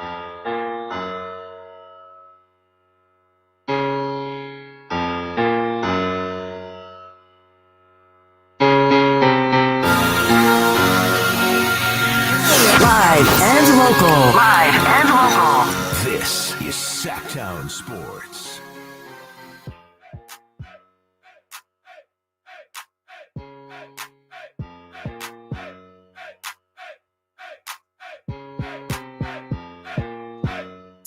Like this one, Nate. This is Bay Area, I believe. Maybe right? that's probably why I like it. Yeah. Taking back high school. Mike Sherm. Mm-hmm. All right. And look, we're going to caveat this whole segment with the people that are writing this and reporting on this. They know it's way too early, but even what they're trying to cook up, a bit ridiculous. So we know the 76ers, they're just not very good right now. They can't stay healthy. They just lost Tyrese Maxey to injury. They don't have Joel Embiid right now due to injury. So we don't even know when the big three is going to play together. But the Sixers are a team. And when that happens, right, you have fans and writers that are always looking for the next best thing. So essentially what they've done, this is from SB Nation, this is from the Liberty Ballers. What they've done, they've tried to connect certain dots, Chris, to find a way to get one Keegan Murray. Now, they don't solely talk about Keegan Murray. They talk about Jonathan Kuminga. They talk about Benedict Mathurin, but Keegan Murray was on their list. Okay, so this is basically how they have navigated a way or a reason for the Sixers to get this done. This is from the article. This is from Seth Gupwell. The Athletic Sam Amick and John Hollinger recently released a piece summarizing what they've heard in the trade market. Below, I've taken 3 names from the piece I think the Sixers should pursue and why Kuminga, Keegan Murray, and Benedict Mathurin should be targets. Because trades are fun, I've added 3 more players who seem semi-gettable and suitable for the roster. Jake Fisher of Bleacher Report recently reported that the Sixers may be interested in going after a rising star on a rookie deal. All the names that we just listed are such pieces. And they go on to say the Sixers could offer KJ Martin, who, by the way, is a second-round pick in 2020. So there's KJ Martin, son of Kenyon. Senyon Martin, son of Kenyon Martin, and Adam Bona, who was recently drafted in the second round out of UCLA in the 2024 that was draft. Your guy. That was my guy, but that was your first guy. Not in this situation. I forgot about that. I did not. You shouldn't.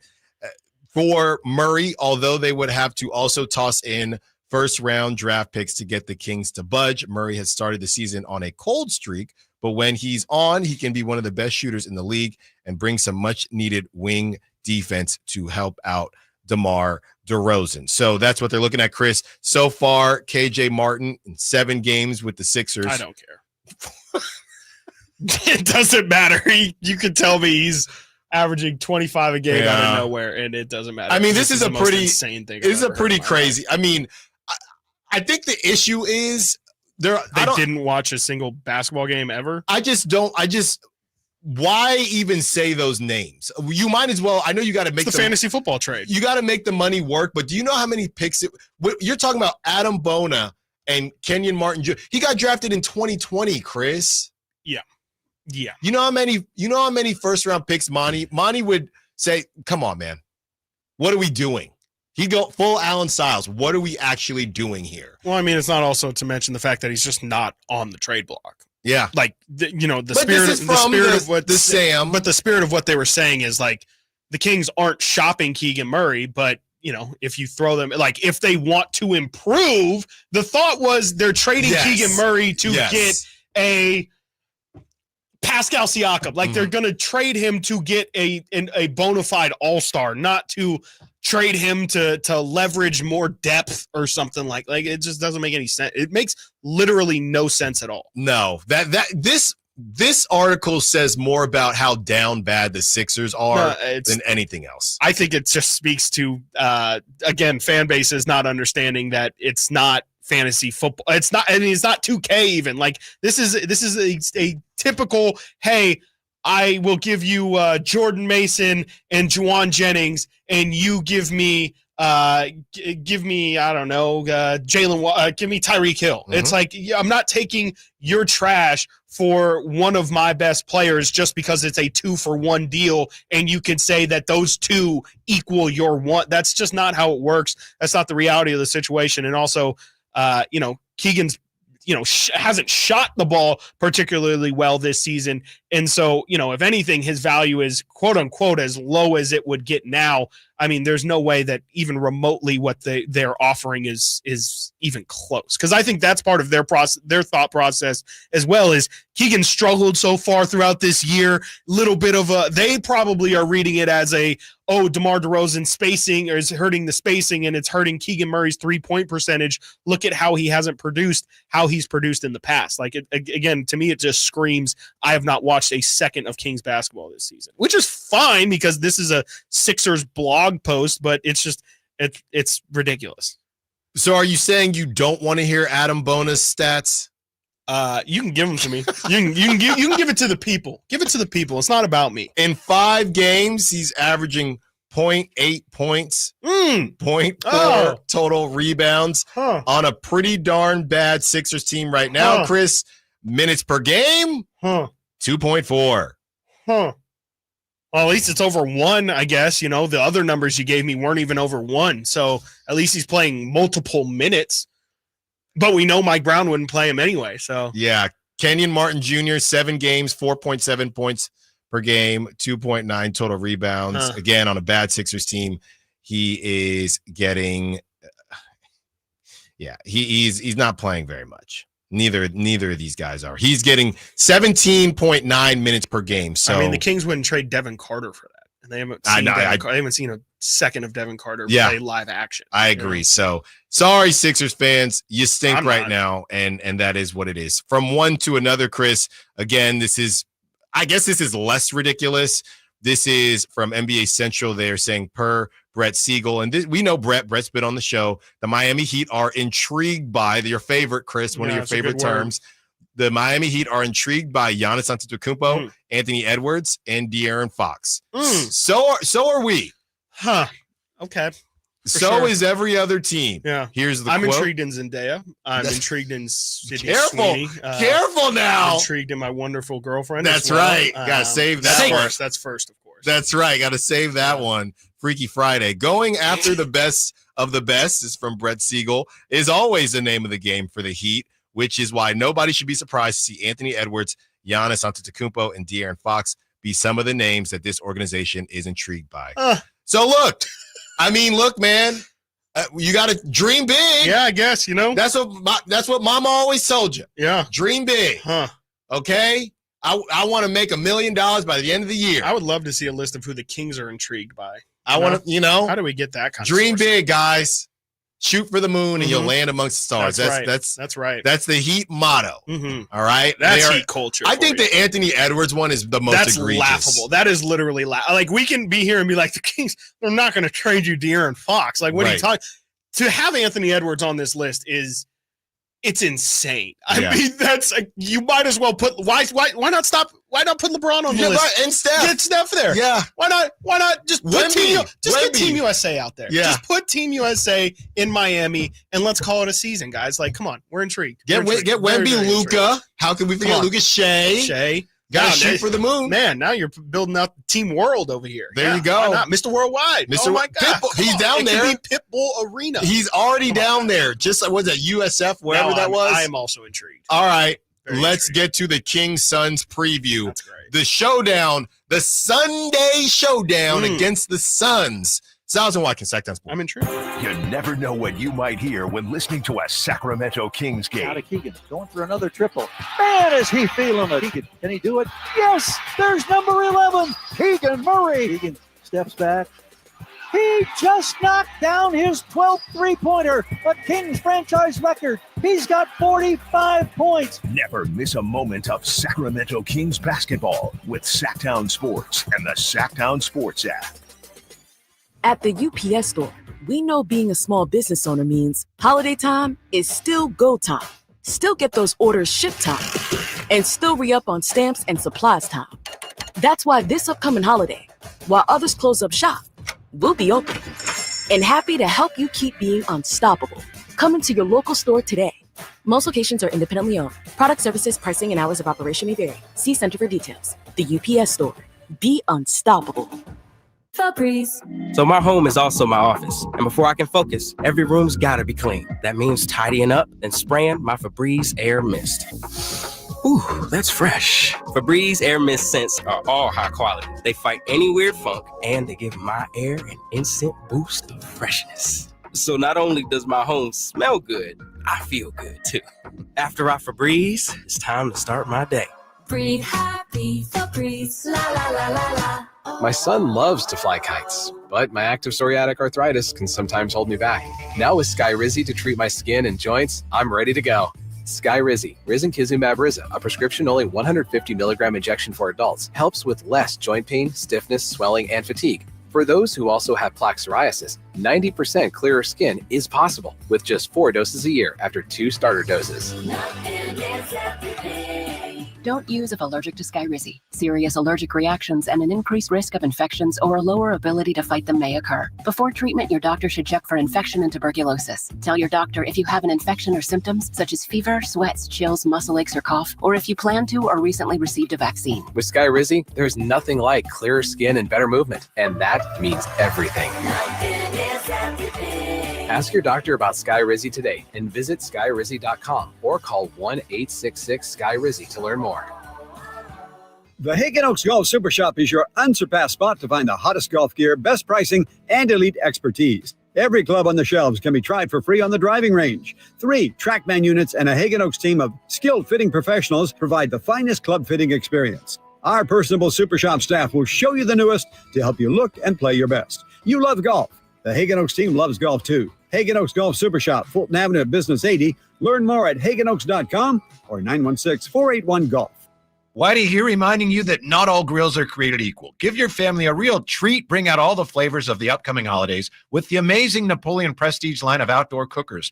Napoleon grills have features other grills can't match. They're built different, built better, built to last, complete with a lifetime warranty. All made with premium steel that boasts absolute quality. Just because it's November does not mean we can't barbecue outside. Visit California Backyard now for your best selection of grills and Napoleon Grills accessories. Hey, this is Greg Papa. Are you working through a major insurance claim? SunPoint Public Adjusters can help. SunPoint prepares, presents, and negotiates your claim with the insurance company, working only for you, making sure you get everything you're entitled to, not what just some adjuster working for an insurance company thinks you should get. Call SunPoint today at 888-247-7865 or contact us at sunpoint.us. SunPoint Public Adjusters, the gold standard in public adjusting. License number 2N14884. Don't let cold season make you miserable. Try the quick drug-free solution for nasal congestion, Navage. Navage uses gentle suction to flush out your sinuses with refreshing saline, helping you breathe easier, sleep better, and feel healthier all winter long. And here's even better news. Navage is now available at select Costco locations in a great new value pack. It's everything you need to start breathing better fast. Check out Navage at your local Costco today. Navage, Navage. Breathe easy. The Sacramento Kings play here. He's got the triple. Sacramento takes the lead. Outstanding ball movement by Sacramento. Every triple, every jam, every Kings win. Sabonis with the jam over the Joker. He's got the three-point shot. Get your Kings fix all season long. Right here on your home of the Sacramento Kings. Here's a steal by Fox, the breakaway. He's got the rip with the left hand. Sacktown Sports at sacktownsports.com.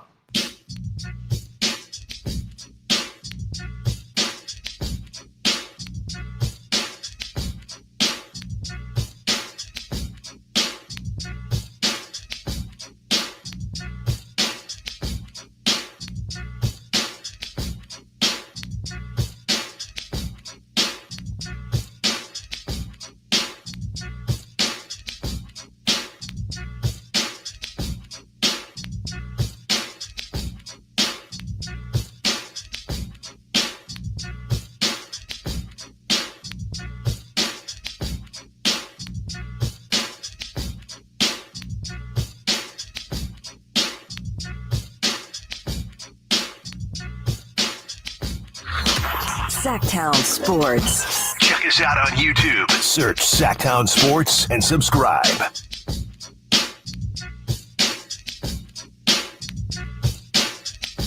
From one game preview to another, Chris, the Kings not only take on the Clip Show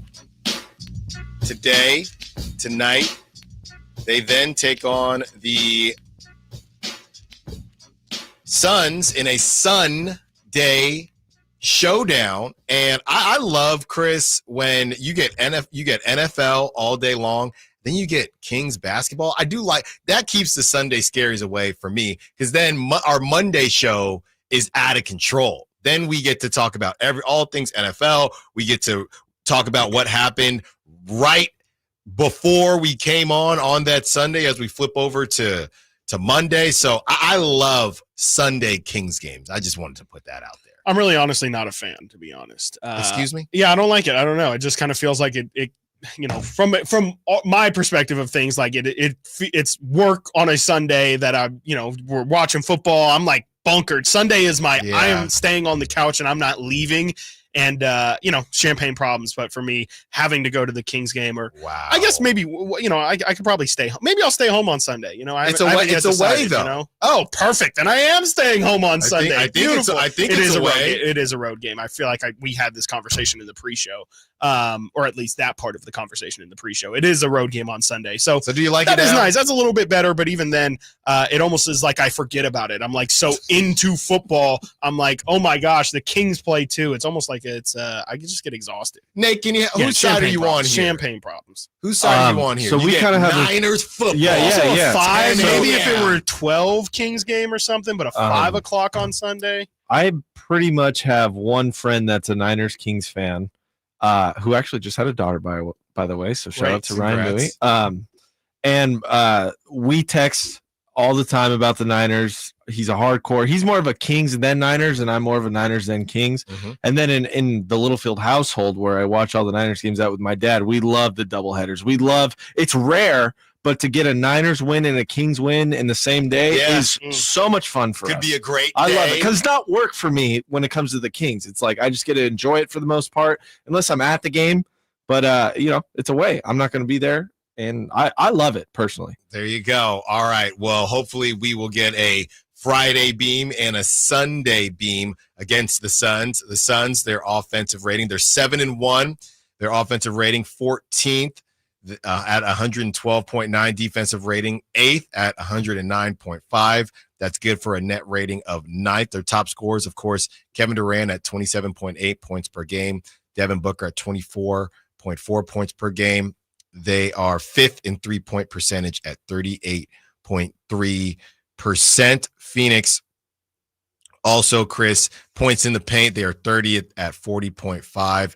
Shout out to just your boy, actually, that you love to do it, Chris, every time we talk Suns, and how you call him softer than Charmin. We're going to get today too. We got an opportunity to get into all things Suns and the softness. Because at first you start off against, Zubac, who I don't think he's soft. At least he's not soft against the Kings. And then you got Nurkic, who you're just not a fan of at all.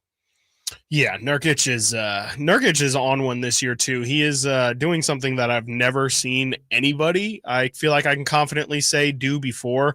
Right now, his assist to turnover ratio is something that is just like an absolute shocker. I have no idea how he's managed to do this. I don't know if I want to do it by totals or if I should just give you the averages, but essentially where you want to be typically, like, it's not great to be there, but if you could be at the very least a 2-for-1 assist to turnover guy, where it's, hey, you get 6 assists, but you have 3 turnovers, you kind of want to live better than that ratio, but like that's the bare minimum. Mm-hmm. Right now, somehow Yusuf Nurkic has found out how to be the opposite end of that, to where he is at, where is he in a per game basis? He is at 1.5 assists per game, but he's at 3.5 turnovers per game. So I don't know how exactly that works. He doesn't have the ball all too often, but it seems like when he does have the ball, it's for grabs, to say the least. So he's second on the team in turnovers right now, just behind KD. Active hands. Something. Suns, Chris, if you want something to watch while you're waiting for your beloved Kings, but you can watch it on mute while you're still listening to the station, of course, with Chris Watkins getting you ready with game night, pregame, and postgame. Suns taking on the Mavericks tonight, Chris, in Dallas. That's at 4:30. I definitely am intrigued by that one. Chris, talk about your boy Yusuf Nurkic on Wednesday against the Miami Heat. Your boy put up 18 and 20 points and 18 rebounds. Come on, you got to give him something for that. Yeah, sure. Yeah, I mean, I didn't say he's incapable of having a good game. I just I don't really prefer his style of play, and I think a lot of the time he is just a very he's somebody who thinks he's better than he is more times than not, and he still is skilled, but it just more times than not ends up being just, I don't know, I don't want to say lazy, but it just feels like to me, and I think a big part of my frustration with him is that he has a lot of tools. And I remember seeing him in Denver. There used to be a legitimate conversation about, all right, do you almost like Steph and Monte Ellis? Honestly, it's almost a perfect comparison. There was are you sure you want to pick Nurkic over Jokic kind of thing? And I think I've just kind of been upset because I felt like there was always more to Nurkic's game that he just never unlocked. Yeah, I think I agree with you as well. It's funny, during our roundtable yesterday, I know we discussed the minutes that the Kings were playing and how it just isn't really sustainable. And I know that I believe Frankie mentioned that the Kings have 4 players in the top 10 for minutes played. The Suns can't be far off, Chris. I got these numbers here. You have Devin Booker, who is playing 36.9 minutes per game. Yep. You have Kevin Durant, who is at this age, he's playing 39 minutes per game. Then you got Bradley Beal, he's got time to make up because he hasn't been on the floor very much. He's playing 34.8 minutes per game. So you can imagine that Sunday is going to be a lot of star power all the way around, a lot of guys playing a lot of minutes. So definitely excited for that one. Yeah, except the difference is the Kings have 4 in the top 13. DeMar is 4th in minutes per game. Keegan's 5th. De'Aaron's 8th. Sabonis 13th. KD is 2nd. Booker is 9th in terms of minutes per game. And then Bradley Beal is 30th. So that's a little bit of the difference, is that the Kings are just, it's all 4 of their guys, all 4 of which are playing ridiculous minutes. KD playing that many minutes at 36 years old is crazy, but that's exactly what he did last year, and he did manage to stay healthy and played throughout the summer. And so I guess, KD is somebody who's just kind of been different throughout his career. He's kind of always played over that 36-minute mark, at least in recent history.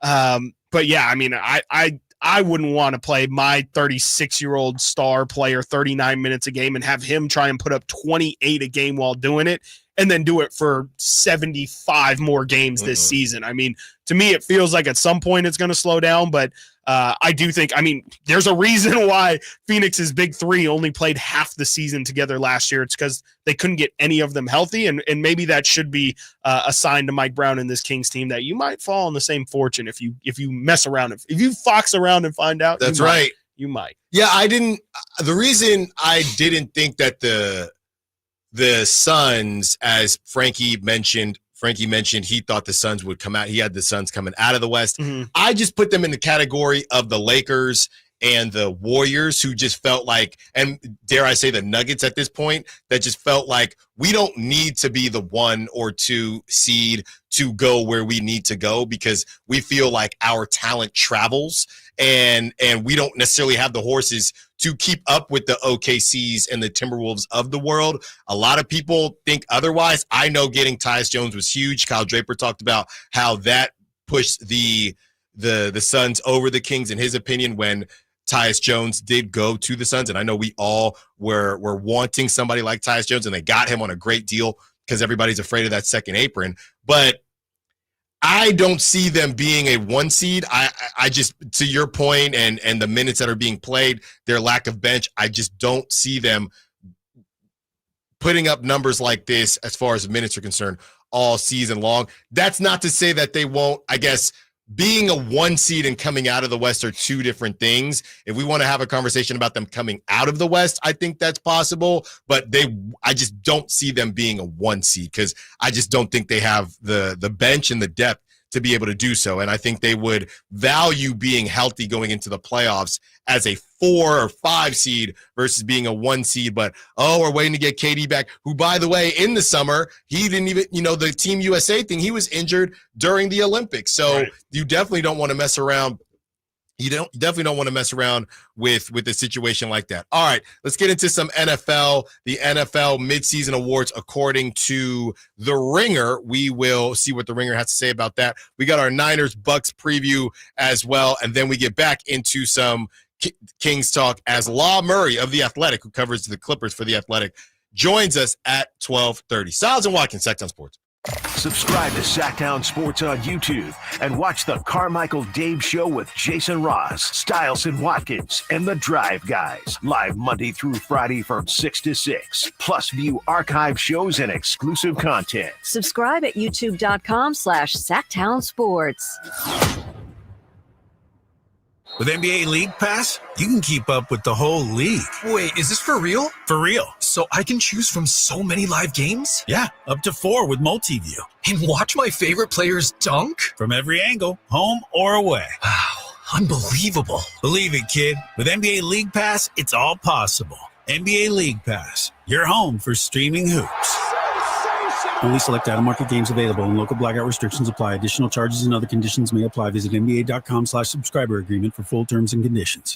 At Elk Grove Honda, not only do we have a great selection of pre-owned certified cars at very fair prices, but every one of our pre-owned automobiles are treated with kid gloves with a 182-point inspection that covers everything from unibody to tires to brakes and engine filters. Then our certified cars receive a mobile oil change and fresh fill-up with full synthetic mobile oil. We know you have lots of choices of where to purchase your next car. Come to Elk Grove Honda, home of the 182-point inspection and mobile oil change. We're in the Elk Grove Auto Mall, Highway 99 at Elk Grove Boulevard.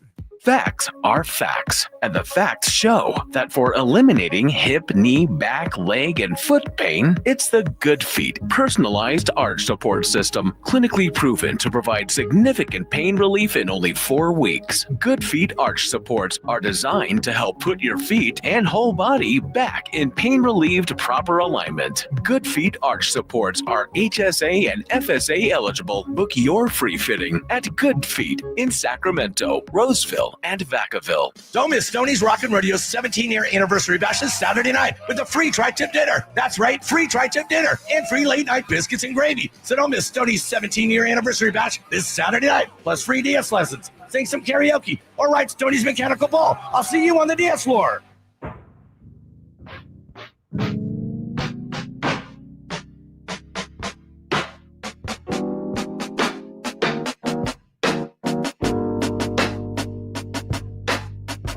Sacktown Sports. Call or text at 916-339-1140.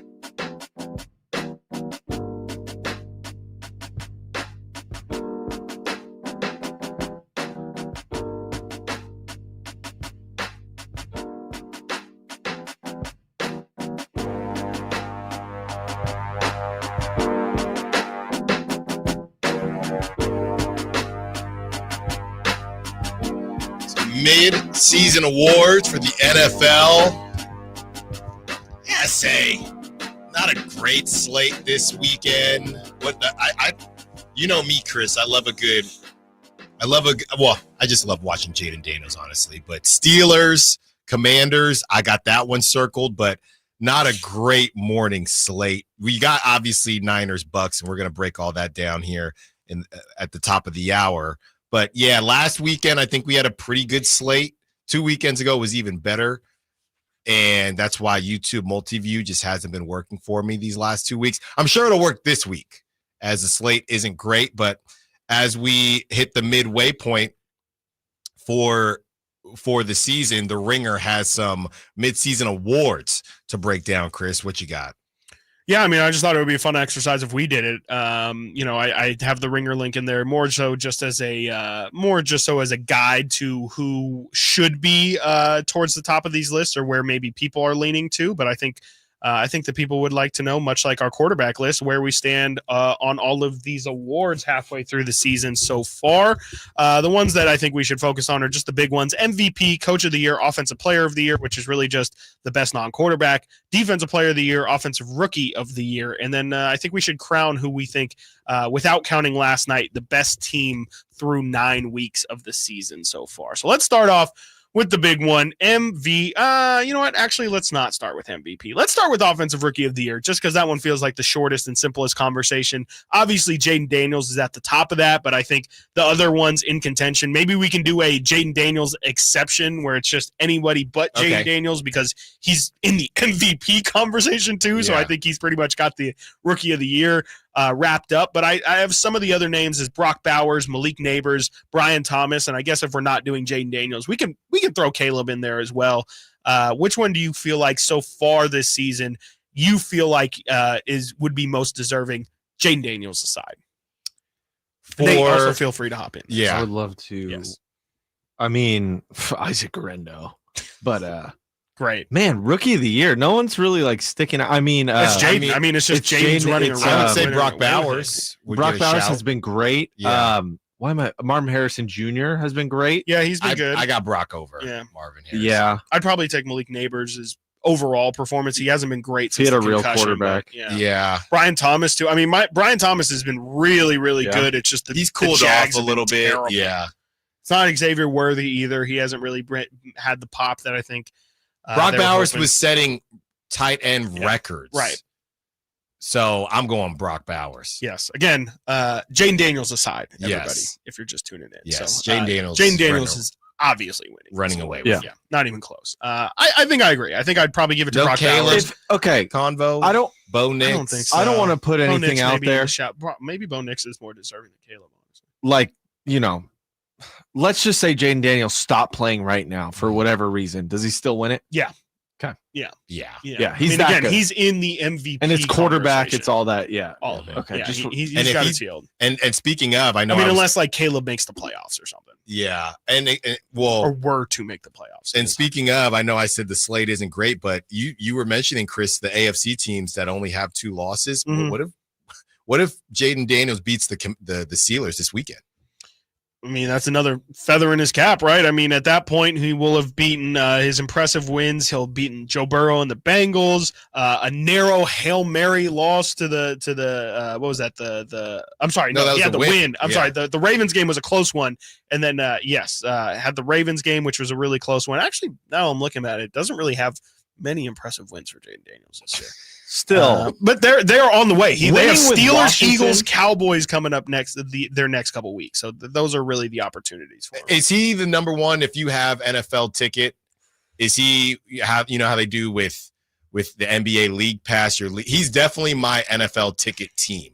I am watching every Jaden Daniels game right now. I'm loving the Ravens. I can't get enough of Lamar right now. Yeah, I don't have a ticket team. I'm a red zone guy. It's a lot different when comparing NBA. League Pass versus Sunday Ticket because everything's on at once for the NFL. Right. I'm just addicted to Red Zone. It's so fun. Yeah. All right, let's move on to we'll do Offensive Player of the Year. Again, we'll save the quarterback conversation for the last one. I'm really excited about Coach of the Year too. Okay, we'll do that one next. Yeah. Offensive Player of the Year. Again, we're more just taking this one as a non-quarterback award. Okay, again, Christian McCaffrey won this last year. I have the top 3 candidates is Derrick Henry, Saquon Barkley, and maybe I threw in Justin Jefferson too. Just feels like those 3 guys specifically. The Ringer, for what it's worth, says it is also a conversation of Derrick Henry or Saquon Barkley at this point throughout the season. Saquon Barkley has saved the season for the Eagles. Yeah. He is carrying that team. The Eagles would be in complete disarray without that man. Well, I mean, that's their identity though, right? And Saquon's been able to stay healthy. You know what's funny? He also played the Ravens' identity to an extent too. Yeah, and it's between both of them. But I was going to say both. It's a chicken or the egg thing because obviously you have Lamar playing out of his mind, but Jalen Hurts has been playing pretty well too. But the question is that because Saquon's been opening things up for him? So it's tough, but I'd probably give the nod to Derrick Henry. I think I would too. I mean, Derrick Henry had that one game where he had like an 85-yard touchdown. I mean, he has looked ridiculous this year. I'm pretty sure he's leading the NFL in rushing touchdowns as well. I as well would go Derrick Henry. Let's go to Nate's favorite topic, Coach of the Year.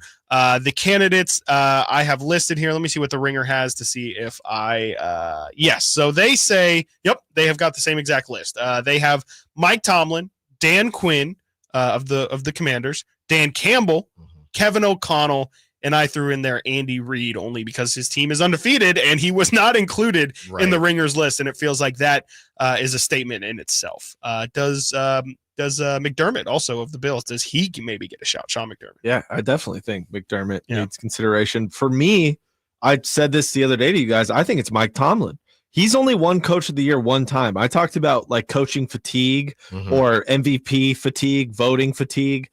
He did it in 2009. I looked it up, and that's kind of crazy to think about that guy who's never had a losing record. It's insane what he's doing with 2 different quarterbacks so far and kind of rejuvenating Russell Wilson. For me, it's Mike Tomlin, pretty much hands down. Yeah, I think really you could say the battle, and I like the shout on Andy Reid, Chris, because, very similar to Sabonis, people just kind of get used to greatness, and that can't be talked about enough. I think funny enough, I think the coach, they're not going to be on the field, but I think that Coach of the Year could come down to this, not come down to this week, but a huge week between Mike Tomlin and Dan Quinn. If Mike Tomlin beats the red hot Commanders, you have that. If you have Dan Quinn beating a legendary coach like Mike Tomlin, that would lend itself to Dan Quinn. But if you're asking me right now, it's a tough one. It's a tough one for different reasons, but nobody was talking about Mike Tomlin and the Steelers. They were joking about, some of the stats. If you actually look at Russell Wilson, he did play pretty well, but Justin Fields, he was kind of on an island. The Bears threw him to the wayside. I don't think anybody was taking this Mike Tomlin team seriously, and I don't think anyone is still taking this Mike Tomlin team seriously. But if they beat the Commanders, I think Mike Tomlin could definitely win it. Yeah, I want to give a shout to Dan Campbell. It feels like, again, kind of like we talk about fatigue or whatever. It feels like just because the Lions were expected to be good this year that he's not necessarily getting credit for it. And, they were obviously great last year too. But, the Lions have the second most points scored. No, I'm sorry. Actually, they have the third most points scored for teams that haven't played so far, and I think that offense has been really, really good. And maybe Ben Johnson takes away some votes from him because people credit the coordinator instead of the coach. But I do want to give Dan Campbell a shout, but I do think it's Mike Tomlin. I think he's done the most with the least, more specifically on the offensive side.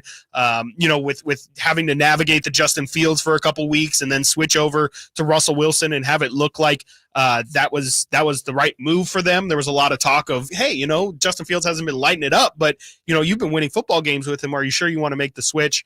I think that's a really big move for him. And like you said, Nate, like you laid out, I think him only having one Coach of the Year, it shouldn't matter in this kind of thing, but ultimately he probably does deserve a second one. If I could add just a couple more shouts too, as I was thinking as you guys were talking, I mean, Sean McVay, his turnaround and the way he kept them alive, pretty amazing. And then I'm both NFC West teams. Jonathan Gannon, like the Cardinals, no one really thought much of the Cardinals, and here they are at the top of their division, playing pretty good ball. 3 wins in a row, I think. Yeah. I mean, they don't deserve it like Mike Tomlin Right. does, but mentioning them is important. I also like to mention Kevin O'Connell then. There you go. Well, and at this point, we had 12 coaches now, but we could throw one more in there. Sure. Look, if Christian McCaffrey and hold on, wait for it. Now, wait for it now. If Christian McCaffrey, Juwan Jennings, if they all come back and everybody's about to hop on this Niners bandwagon train, and Todd Bowles and Baker Mayfield, I know it's at home, but they beat the Niners with no Chris Godwin, which some people might take it away from Todd Bowles because should Godwin have been in the game? I know we can go back and forth on that, but they beat the Niners with no Mike Evans, no Chris Godwin, and they win the NFC South.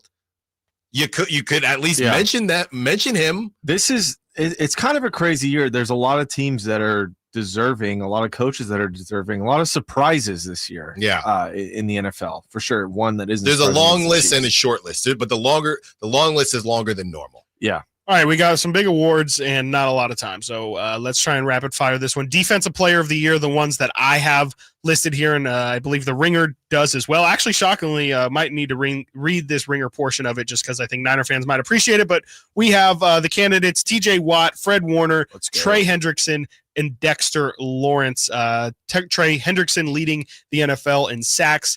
Dexter Lawrence not far behind. TJ Watt just a weekly disruptor, and we all know what Fred Warner brings. Yeah, I have some stats on Fred Warner if you guys want them. I don't know if we got time, but 40 solo tackles, sure they're good. 1 sack, tied for first in forced fumbles at 4, and then 2 interceptions and a pick 6.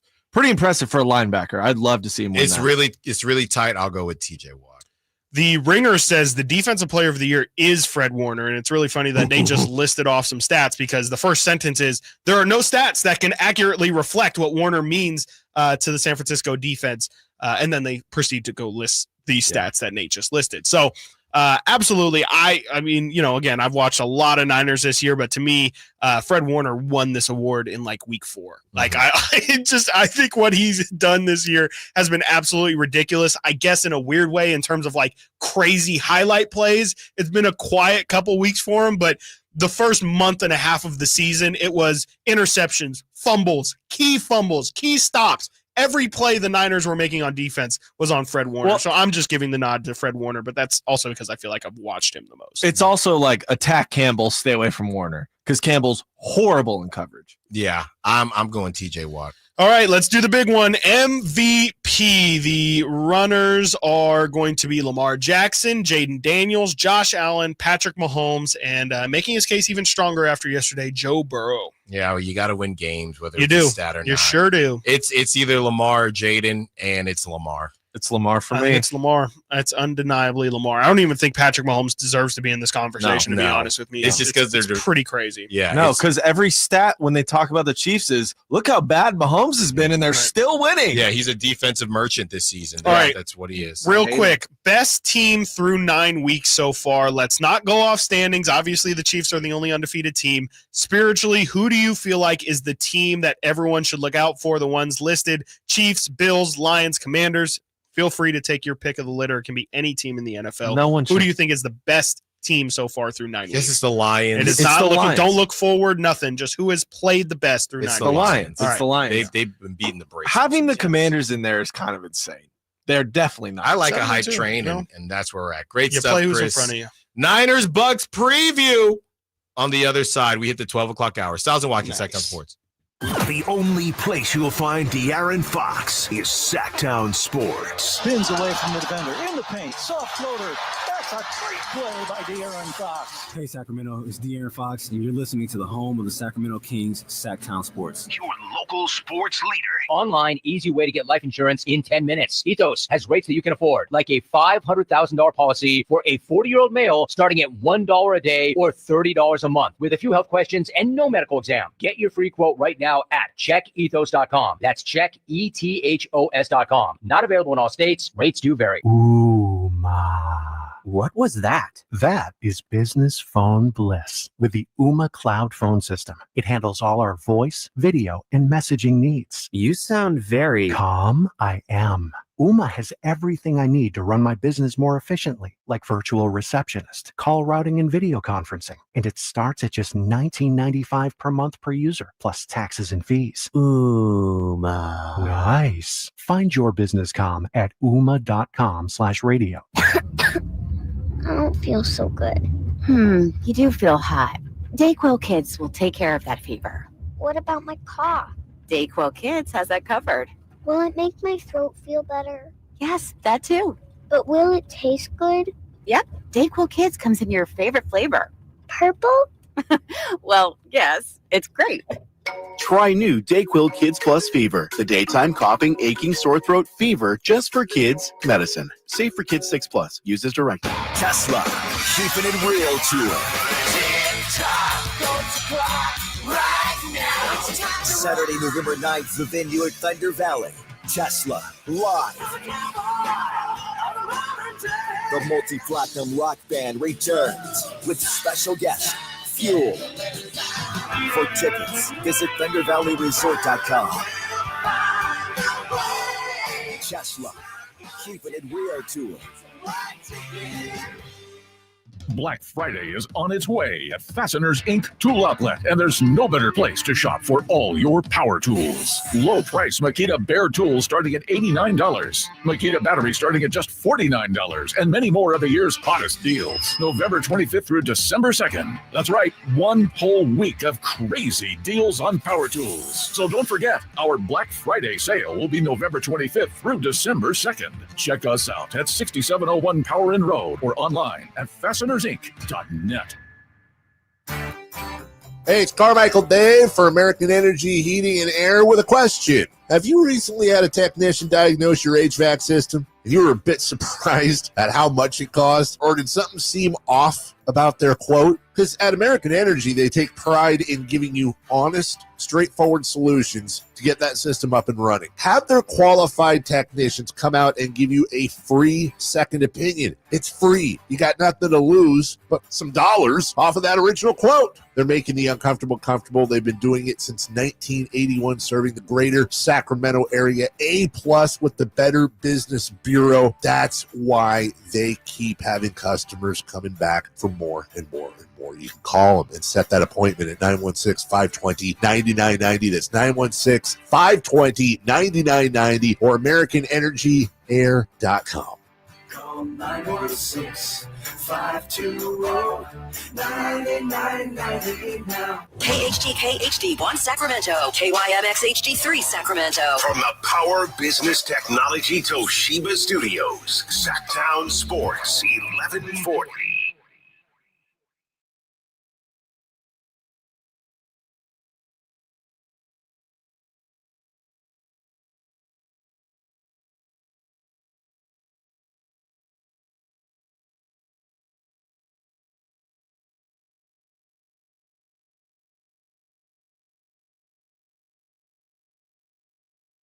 The quest for ring number 6 happens here on Sacktown Sports 1140. My ball, George went up and caught the ball. Touchdown!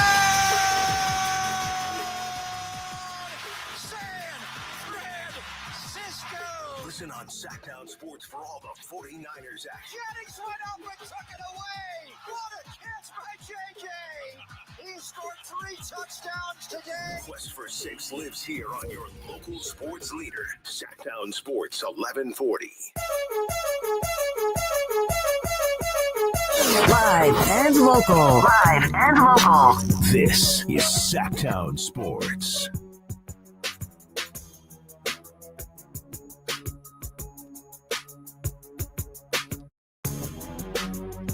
Now we're finally in the swamp and or the pirate ship of the Buccaneers as they take on the 4-4 San Francisco 49ers. By the way, top stories, top of the hour, Kendrick Lamar breaking records as the Grammy nominations come out. So that's coming up in an hour, and Chris cannot wait. As this song, I guess technically it didn't start it all, but it definitely stirred the pot as far as the 2024 beef is concerned with Kendrick Lamar and one Drizzy Drake.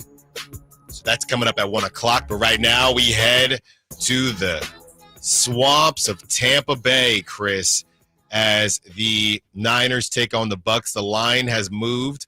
The Niners -4. It has now moved to -6.5. The Niners at 4-4. The Bucs at 4-5. The Bucs, no Mike Evans, no Chris Godwin. But I will say, as this guy, I was looking at some kind of Bucs media yesterday, Chris. Sterling Shepard has now taken the spot of Chris Godwin. Hashtag prop talk, if you want to have that conversation. Last week, Sterling Shepard recorded, or I should say this week, because they played on the Monday. They had the Monday game. Sterling Shepard recorded the highest average separation score among all qualified players in Week 10 per fantasy points data. So don't sleep on Sterling Shepard. You could see Mooney Ward trying to shut him down, or Diamador Lenore. But Chris, as we get ready for Niners Bucs, and it looks like Debo, Christian McCaffrey, and Juwan Jennings are all expected to play, is there any way the Niners lose this game? Brock Purdy plays very well in Tampa. He beat the GOAT. He beat Tom Brady when they faced the Tampa Bay Buccaneers. I just don't see the Niners losing this one. I mean, they can. I mean, it's not like the Bucs weren't able to move the ball at all last week. I mean, they still look like a fairly competent offense, even without their weapons. Obviously, they aren't the favorites. They wouldn't be the team that a lot of people would pick, but they had the Chiefs on the ropes on Monday. And, we know that that's kind of how the Chiefs like to play. But, again, the Bucs were able to move the ball to an extent on them. And, I feel like the Niners defense definitely has not been the Niners defense of old. And I think that might keep the Bucs in the game. And, I think that's really where it's going to come down to, honestly, is if the Niners defense can start to look like the defense that has taken them to the NFC Championship game these past couple of years. Hasn't looked that way so far, but to me, that's the way that the Niners lose this, is by, frankly, underestimating what the Bucs could do just because they are down some receivers, and that's not really giving enough credit to Baker, who has kind of turned his career around with the Bucs, and it's now been a season and a half where we can say Baker Mayfield has played really good football. So I feel like they still have a chance. They shouldn't be the favorites, but if Baker can continue to move the ball, if they can get some production out of either of their running backs, there's definitely a chance for sure, especially with McCaffrey coming back. I don't think it's just going to be the Niners, looking like they didn't miss a stride when McCaffrey has missed 9 weeks so far or whatever. The last time he played in a competitive football game was the Super Bowl. And so he hasn't played in a football game setting since February. To me, I don't know. Maybe it takes a quarter, maybe it takes the whole game, but I don't expect that offense to just pick right back up where it left off. It becomes the same story that we saw when the Niners lost to the Rams and when the Niners ended up losing to the Cardinals. You got to be able to put these teams away, and maybe having Christian McCaffrey will be how they can put teams away, because they'll be getting into the red zone more and they won't be kicking field goals. I know we're checking in on Jake Moody. They might get Jake Moody back as well. That's been the issue. Teams that the Niners are better than, they've been right there, Chris, with the knockout punch. The ref comes in and is counting 1, 2, 3, and then the Cardinals, they get back up all woozy and they end up landing the knockout head body on the Niners. And then the Rams did the same thing. The Niners have not been able to deliver that knockout punch, and they're going to have to do it this week because of what you're talking about. We know how good Baker can utilize those dump offs. They got Bucky Irving. They got Rashad White. They have Wade. They got Cade Otton, who had a monster game. So they have ways that they can get it done. They don't really run the football, which is a little bit, these teams, very, very Bengals-esque. They don't really run the football. They do that with their dump offs and throwing it to their running backs out of the backfield. The Chiefs did a very good job of limiting the Bucs and not allowing them to let Rashad White get a random 20 yards, not let Bucky Irving get a random 50 yards on those dump-offs. I think that's more so the way to beat the Bucks right now, because I trust Mooney Ward against Sterling Shepard or Trey Palmer. I trust Diamador Lenore against the wide receiver core and how depleted it is. They're hoping to get Mike Evans back after the bye week. So I trust the secondary of the Niners to take care of that wide receiver core. I would do exactly what the Chiefs did, and obviously it's a personnel question as well, but I would do exactly what the Chiefs did and take away Baker's ability to create a little bit and then dump off as the defense gets a little squirrely. I think that's the recipe for success for the Niners to get this W. Yeah, and I mean, I'm looking at the Bucks scores throughout the season. In 6 of their 9 games so far, they've allowed their opponent over 26 points. And so, that's obviously a really good sign for the Niners. As we know, that offense can be absolutely lethal. And, if they can put up over 30, I mean, this game more than likely is going to be a shootout, or at least the Bucks want it to be a shootout. I think they feel like that's probably their best chance of winning this game. I think, if it's supposed to be 80 degrees, Papa was on the morning show today, and he said that it's expected to be sunny and beautiful out there. So I don't think it's going to be a rainy swamp as you described in your Gus Johnson. Yeah, definitely not football weather. I think that definitely bodes well for the Niners as well, the weather being good, and there not being any sort of slowing them down just off of something they can't really control, like the elements of the weather. The Niners should win undeniably, and I'm looking at it again. The Bucks have lost 4 of their last 5 games, but you could also say, as we talk about desperation a lot, if the Bucks lose this one, you can feel the emotion starting to slide. It's 4 straight losses. You really start to feel like, and they do have the schedule lightens up for them after this, but, I do feel like they probably have this game circled as, hey, if we want to feel like we still are a competitive team, even though we aren't at full strength, this would be a really big statement win for the Bucks. I just don't think that it's obviously, it doesn't feel like it's in the cards for them, but I'm not going to say that they don't have a chance. I mean, again, their offense has been potent enough to where if the Niners or if they catch the Niners slipping, or there is just a little bit of clunkiness getting McCaffrey back involved, there's an opportunity. I won't call it a trap game, but there's definitely an opportunity here for the Niners to slip, even though it feels like they can't afford to have these lapses at this point. Well, the game script would be the same as the Chiefs, right? I would imagine the Niners kind of punch them in the mouth to start. Yep. We all feel like the game is over, and then all of a sudden Baker and the crew puts themselves in a position to win, and they'd be sneaking out of there with the win. There's no world. I shouldn't say no world. There is a world somewhere out there. Shout out Dr. Strange, but there probably isn't a world where the Bucks run away with this thing. It's going to be the Niners are in control until they're not in control, and that's a situation where the Niners have struggled this season. Although, for whatever it's worth, Chris, against the Cowboys, who just aren't very good, the Cowboys did put themselves in a situation to do what the Cardinals and what the Rams did. So I feel like the Niners have killed that narrative and slayed that dragon. I should say, I feel like they feel like they've killed that. Have they? Or am I going to sit here and say I'm completely convinced that the Niners aren't going to trick off any games? Maybe they only do it against NFC West opponents. I don't know. But I'm not convinced that they're away from that bugaboo quite yet. We're going to find out this weekend if they find themselves in a situation, because they are going to get, the Niners will be in the lead. The question is, how do they find a way to keep their foot on the gas, or do they let up and let the Bucks back in the game? That's really it. Mm-hmm. Yeah, no, absolutely. I mean, I'm really excited to see it. The Niners are also coming off a bye, and so there's really no excuse of tired legs or anything like that. And as we listed, I think the other day, they have a really, really strong record post in Shanahan era post bye. So this is an opportunity for them to take off. Again, the full squad's back. You have a pretty brutal schedule laying right in front of you. There's never a better time for the Niners. It's really not going to get easier than this.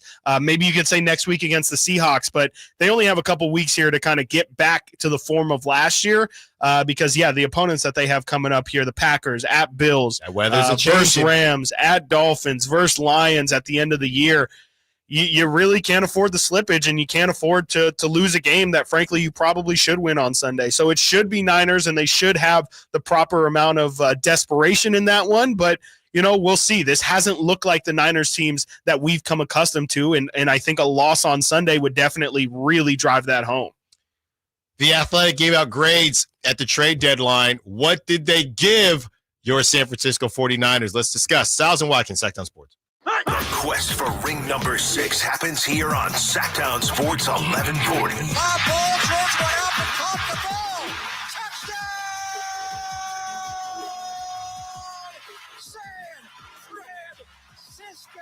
Listen on Sacktown Sports for all the 49ers action. Jennings went up and took it away. What a catch by JJ. He scored 3 touchdowns today. Quest for 6 lives here on your local sports leader, Sacktown Sports 1140. It's Capital Casino, Sacramento's #1 poker room. And guess what? Primetime football is back. Capital Casino is giving away $500 per game in high hand bonuses for every Sunday, Monday, and Thursday night primetime game. As always, offering the best food, the best service, and the best action with the most variety of games in the region, conveniently located in downtown Sacramento. So check them out, Capital Casino, and always remember to gamble responsibly. 1-800-GAMBLER. The holidays are always a great time to get together with family and friends, but nothing beats the thrill of Stockton Honda's deals. During Happy Honda Days, find the perfect ride in person or online. With over 400 new Hondas ready to go, now is the time to buy at Northern California's #1 Honda deal, Stockton Honda. Anytime, anywhere, it's all here.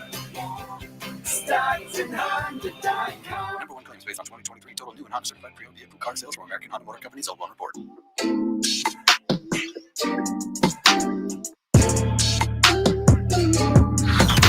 Sacktown Sports. Check us out on YouTube. Search Sacktown Sports and subscribe.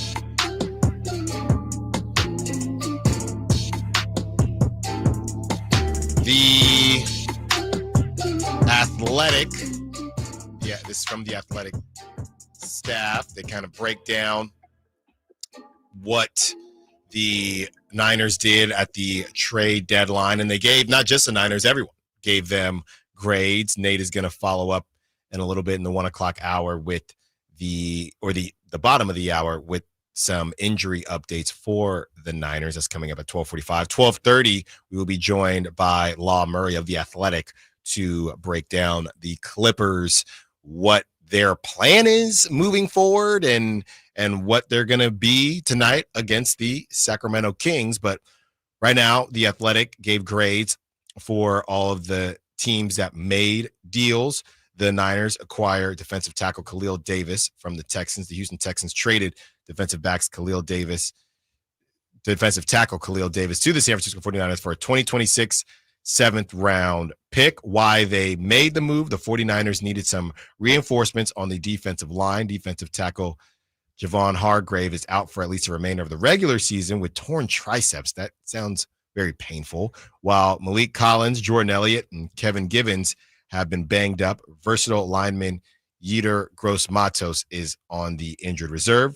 The Niners have dealt with injuries across the board, but they needed a run-stopping depth piece on the interior and paid a minimal price to acquire Davis. The Texans, who were Davis's 5th team in 4+ years, are fine on the line and picked up some bonus draft capital. He has played every game, averaging about 19 snaps per outing, but has only registered 9 solo tackles, 4 for loss, and 1 sack this season. Guys, I don't think there's much of a surprise here on the grade, but I will give you the reasoning. The Athletic gave the Niners a C grade. The Niners needed help up front and must have determined it was better to move a future 7th rounder for Davis than to add a street free agent or swipe someone off a practice squad. The trade doesn't exactly move the needle, but that draft pick won't be missed if Davis gives them about 20 snaps per game down the stretch. So really just a depth piece here. I guess literally it feels like the Athletic didn't really know what to do with the piece or either. Adding Khalil Davis seems pretty fair and a pretty safe bet if you don't really know what or who he's going to be. But hey, Chris, they did something. Yeah, I mean, I guess so. I mean, I guess adding depth is always helpful and always welcome. But it's just really a matter of if that's really what the Niners needed to address. I mean, again, I probably would have gone for depth on the offensive line instead of depth on the defensive line. But I think Jeff Howe wrote the article, and he does kind of mention there that the Niners have had a lot of injuries on the defensive line front. So it's whatever. Again, like they say there, like it's not really a needle mover, but I think it's something that they decided to do, and who knows? I mean, you never know if a player like that is going to make the play of the season, or if you're going to need him in a spot where you weren't expecting to need someone like that. So, I think a C is fine. I think my bigger problem with the Niners at the deadline is it just didn't really feel like they knew what they needed to address. Mm-hmm. And I think instead of, being proactive and maybe doing deals before the trade deadline, it felt like they were kind of waiting to see how the deadline ended up shaking up. From the 916, Chris, not to be hyperbolic, but I believe if the Niners win this game, they make the playoffs, and if they don't, they will be on the outside looking in. 916. I believe the second part of that. Yeah, I don't really think you're wrong because, again, we've talked about the schedule a couple times here, but this is one the Niners have to have, which is funny, Chris, because we haven't done our picks yet, but both teams are desperate in different ways, right? So we can use the desperation argument against the Bucs because you can't keep losing games here, but you could also use it against the Niners because you're looking at the Bucs on Sunday, the Seahawks, which I guess you could swap those games, or you want to win both, but I feel like they're going to beat the Seahawks. Seahawks on bye this week as well. Seahawks on bye, so they'd be coming off a bye. Maybe they figure out how to. Maybe Geno sees ghosts against the Niners. He plays very bad against the Niners. Then this is where things pick up. At Packers, at Bills, you do host the Bears. I don't think the Bears really scare you. You got some revenge to take on with the Rams coming to town. You go to Dolphins. Not sure what the Dolphins are going to be at that point. Then you host that NFC Championship rematch with the Lions. It's not easy. Not easy. Yeah. And then you go to Arizona against the Cardinals. The Cardinals could be in great position by that point, or they could be cooked. Honestly, guys, I'm be honest with you. As I look at this schedule again, it looked a lot scarier at the beginning of the season. I feel like I might disagree with the 916. I think you really want this game. I don't know if you need this game. The only team that really scares me when I read this list off, Bills and Lions. I'm not the Packers. Maybe I'm just selling the Packers. In Lambeau? I just don't know what to do with Jordan Love this season. He's been so injury prone. The groin, the knee, my neck and my back. He just can't stay on the field. And part of that, I do have him on my fantasy, so I've been paying closer attention. I don't really fear the Packers. I will say the Cardinals play the Jets this week, so that's an opportunity for them to go 6-4. I think that's more what it is that, the Niners aren't in a luxury piece. Like maybe in the past, this wouldn't be a must win, but they are in the thick of a playoff race right now. If the Cardinals win, they have 6 wins, and then you're pretty much 3 wins back because you've already lost to the Cardinals, and so you need that tiebreaker, which the Cardinals would currently hold. The Rams are 4-4. Who knows if they're going to continue? So right now, the Niners are in we need to keep up with the pack type of thing, and with those other tough games, like those are other opportunities for them to slip even further and further down. It doesn't they go hand in hand, but I guess I understand to me, it feels like it doesn't feel like they have to win, but it sure feels like they can't lose to me. And that's where I'm at, is that it feels like if you lose, it's a really, really big detriment. If you win, of course, you want to keep the positive momentum, but I don't know, man. Yeah, I just think that they can't really afford to go 4-5 right now and be essentially tied with the Seahawks, and then they're at the bottom of the division if they lose this game, and they have the number one schedule in the NFC West from winning the NFC West last year. They have the toughest schedule of all those teams. I just think that you're making it a lot harder for yourself if you lose this one. I'm not saying they can't do it, but you're just really making you're just really making the pathway to get to the playoffs really, really tough. And then you don't have the luxury of, hey, we tricked off this game. Like, you have to be perfect almost the rest of the way. That's very true. And I think it's also about me, I love going psychological with the mental aspect. If you lose a Bucs game with no Chris Godwin and Mike Evans, and you just got Christian McCaffrey, Juwan, everyone's talking about how good everybody feels. Supposed to be liftoff. I think then it's, okay, something's very wrong. It's less about the loss on your record and more about the loss psychologically and what it does, because you have no business losing that game. So if you do against the Bucs, you'd probably be favorited. You'd probably be the favorite if they had Chris Godwin and Mike Evans and you had the crew. So you lose that game, you're not done as far as your record is concerned, but what does it do to them mentally? Because all of them feel like they're rocking and rolling right now. And this is going to be, like you said, their liftoff. Well, let's lift off and head down south to the Clip Show. Law Murray of The Athletic joins us to talk all things Clippers as the Kings take on James Harden and the crew tonight. Stiles Watkins, Sacktown Sports. The NFL's leading rusher plays here. Got a handoff to McCaffrey, walks in the end zone. Handoff to McCaffrey, takes it right down to the goal line. He does his thing again. McCaffrey goes in motion right. Backwards pass led by Juszczyk. A block there. Hurdles the man. 10-5. Touchdown! CMC! You can hear all of Christian McCaffrey's touchdowns on your home for 49ers football. Sacktown Sports.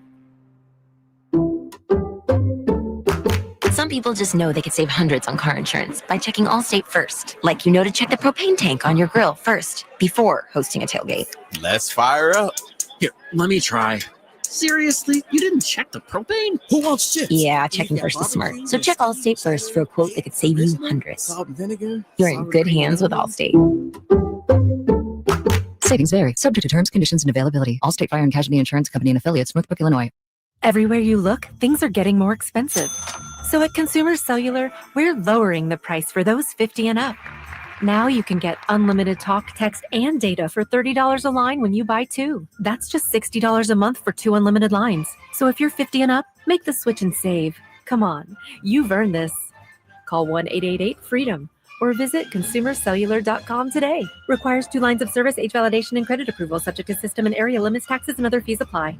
At the law offices of Dale R. Gomes, we understand that when you're facing a crisis, you need more than just a lawyer. You need a team. Our dedicated attorneys work together, combining decades of experience to guide you through personal injury or criminal defense matters with care and expertise. We're committed to supporting you every step of the way, ensuring your voice is heard and your rights are protected. With offices in Sacramento and El Dorado County, reach out to the law offices of Dale R. Gomes today, 916-999-9033, or online at dalegomslaw.com. The Hagen Oaks Golf Super Shop is the only store in the world to be named the top 100 shop for 40 years straight. Yes, the only golf shop in the world.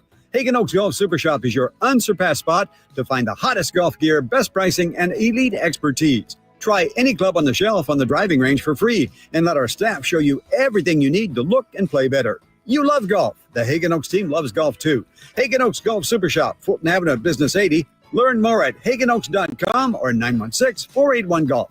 When it's all on the line, you need a Big Tom closer. That's especially true when it comes to your garage door. That's why I proudly recommend National Garage Door. Whitey Gleason here for National Garage Door. And whether you're looking to repair an existing door or get a brand new one installed, you need National Garage Door. Family owned and operated. They've been around since 1974 because service is their number one priority. National Garage Door are the region's BSE broken spring experts, and the styles, prices, and quality of the new doors will amaze you. I know they amazed me. Our garage door was starting to sound kind of like a box of scrap metal tumbling down the stairs. So Kevin from National Garage Door came out. He said patching up the old one was an option, but we're going with a new garage door, and we're as excited about that as you can be about a new garage door. National Garage Door sells quality Rainer-branded garage doors. They offer sales, service, and installation on all residential and commercial doors and operators. If you have garage door needs, old ones coming apart, or you're looking to improve your curb appeal, let National Garage Door come through for you in the clutch and be your closer. 338 4554 National Garage Door. Don't let cold season make you miserable. Try the quick, drug-free solution for nasal congestion,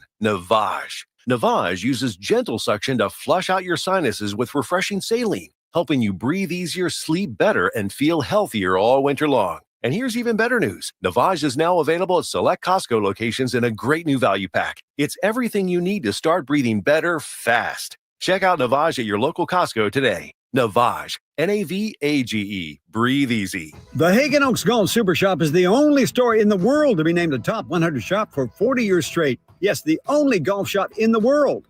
Hagen Oaks Golf Super Shop is your unsurpassed spot to find the hottest golf gear, best pricing, and elite expertise. Try any club on the shelf on the driving range for free and let our staff show you everything you need to look and play better. You love golf. The Hagen Oaks team loves golf too. Hagen Oaks Golf Super Shop, Fulton Avenue at Business 80. Learn more at HagenOaks.com or 916-481-GOLF. At Elk Grove Honda, not only do we have a great selection of pre-owned certified cars at very fair prices, but every one of our pre-owned automobiles are treated with kid gloves with a 182-point inspection that covers everything from unibody to tires to brakes and engine filters. Then our certified cars receive a mobile oil change and fresh fill-up with full synthetic mobile oil. We know you have lots of choices of where to purchase your next car. Come to Elk Grove Honda, home of the 182-point inspection and mobile oil change. We're in the Elk Grove Auto Mall, Highway 99 at Elk Grove Boulevard.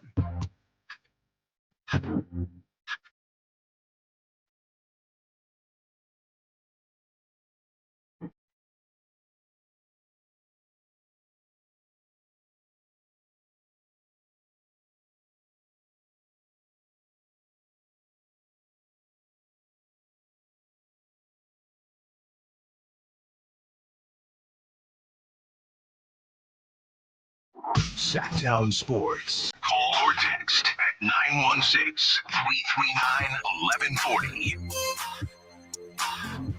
Stiles and Watkins, Sacramento Sports, taking you up to 2 p.m. But it's 12:30, and like we promised, we are joined by Law Murray of The Athletic to talk all things Clippers. Law, as always, man, thanks for joining us. First time this season. Thanks for hopping on. Hey, thank you, guys. It's good to talk to y'all right here in the middle of Sacramento. There you go. There you go. Law is in the building. Law, let's start here. From the outside looking in, it felt like the Suns the Clippers kind of turned into a land of misfit toys, or you had a bunch of role players that can do some things, but with Kawhi going down, it's just James Harden and the crew. Norman Powell has been playing really well for the Clippers. What has been the story of the season so far? I think, well, for one, this is a lot of the Clippers teams I've covered. I mean, yeah, Kawhi and Paul George were the headliners for 5 years, but I mean, if everyone can make fun of the fact that those guys were rarely playing, or one of them was out often, then we can also, keep that same energy and discuss how the team is always kind of, at the very least, treaded water without one of those guys in the lineup. Mm-hmm. And so that's what you're seeing right now. Like, James Harden is this player who has had to, elevate the game of others. I kind of have to sacrifice for himself. Like, James is not having an efficient season, and last time I checked, he was leading the league in turnovers. But at the same time, he's playing with guys who are empowered to play the kind of basketball that they've always been wanting to play. And at times have had to play when the circumstances were a surprise. This isn't a surprise.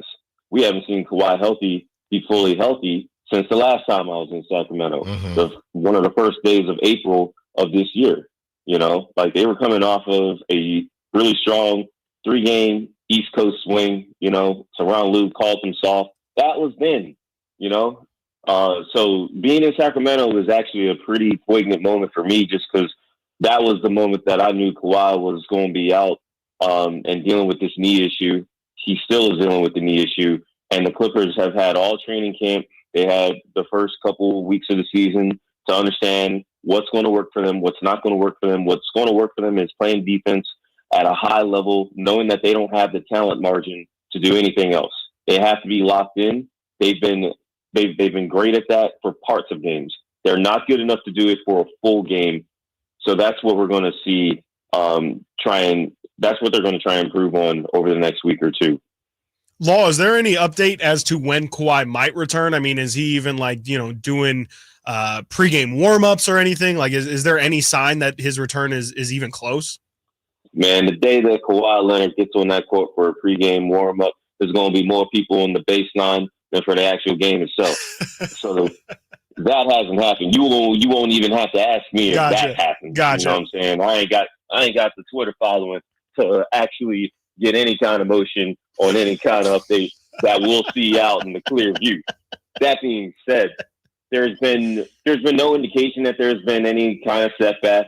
They continue to discuss Kawhi as if he's going to play real games.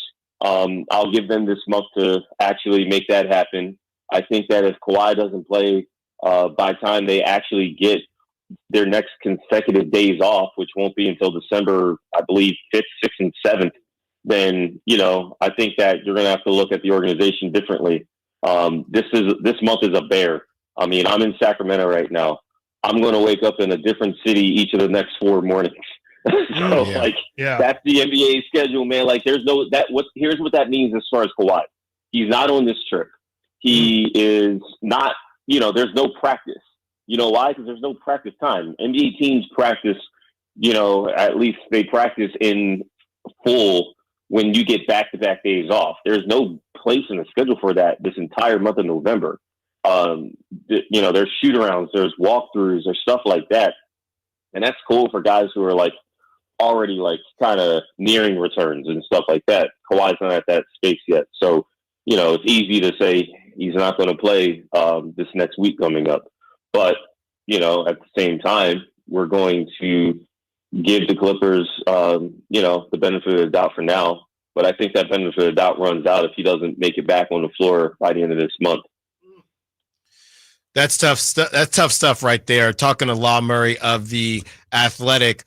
Law, the situation that happened with Paul George, we had, I wouldn't say a similar situation, not at the same level, but Davion Mitchell made his return with the Raptors, and we had a conversation. Was there going to be a video? Was he going to get cheered? I don't think we really thought he'd get booed, but were you surprised at the reception that Paul George got the other night from the Los Angeles crowd, and what did you think about his response? Nah, man. I mean, look, I've lived in LA since 2010.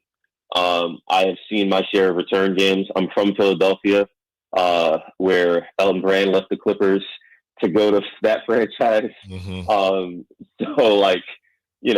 was graduating college when Elton Brand made his return to the Clippers, and Elton had diminished to the point where the Sixers were bringing Elton off the bench, man. Right. So, Allen Iverson was on that team for a hot minute.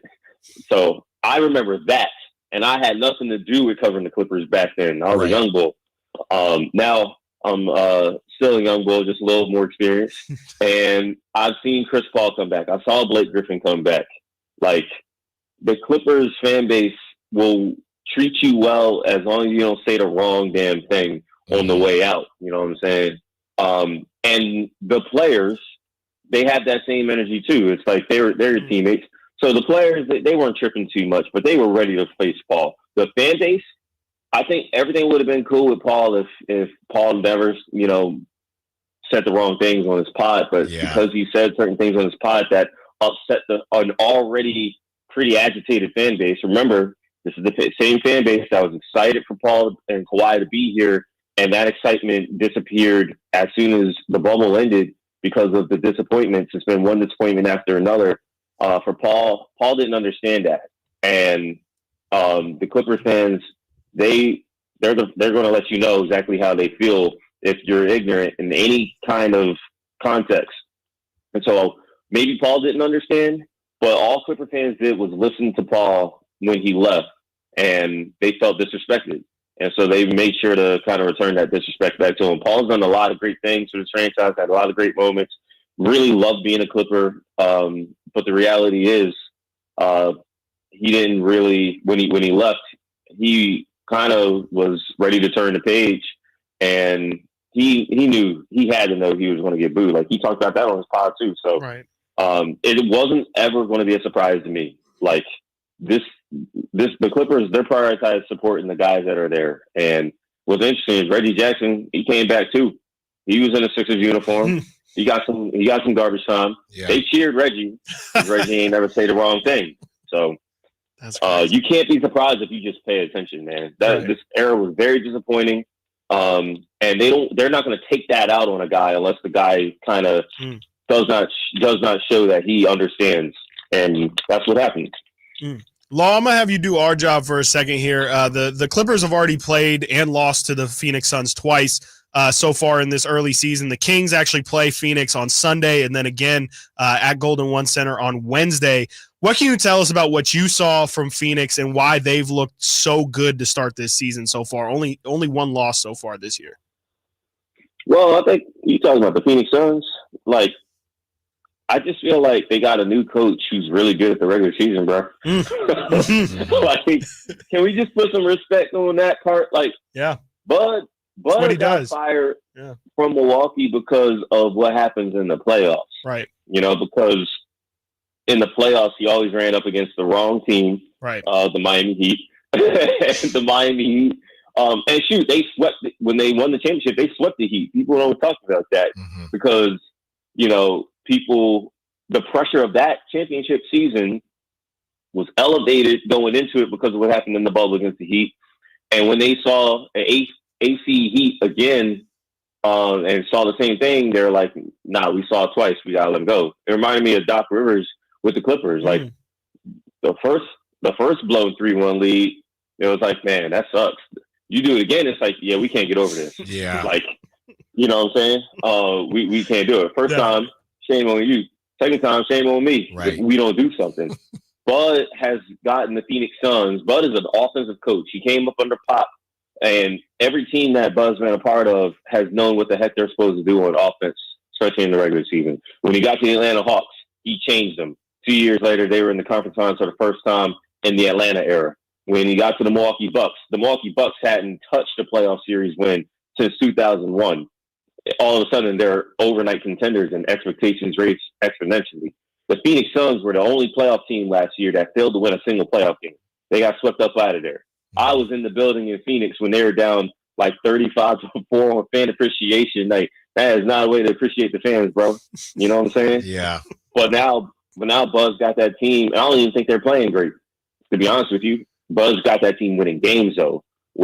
Just wait until they actually, you know, get a handle of get some continuity with the players that they got in the starting lineup and coming off the bench. Like, that starting lineup's not even playing really well right now together. So Bud gives the team an identity. He has a strong right hand. The question is going to be in the playoffs, does he develop a left hand at some point?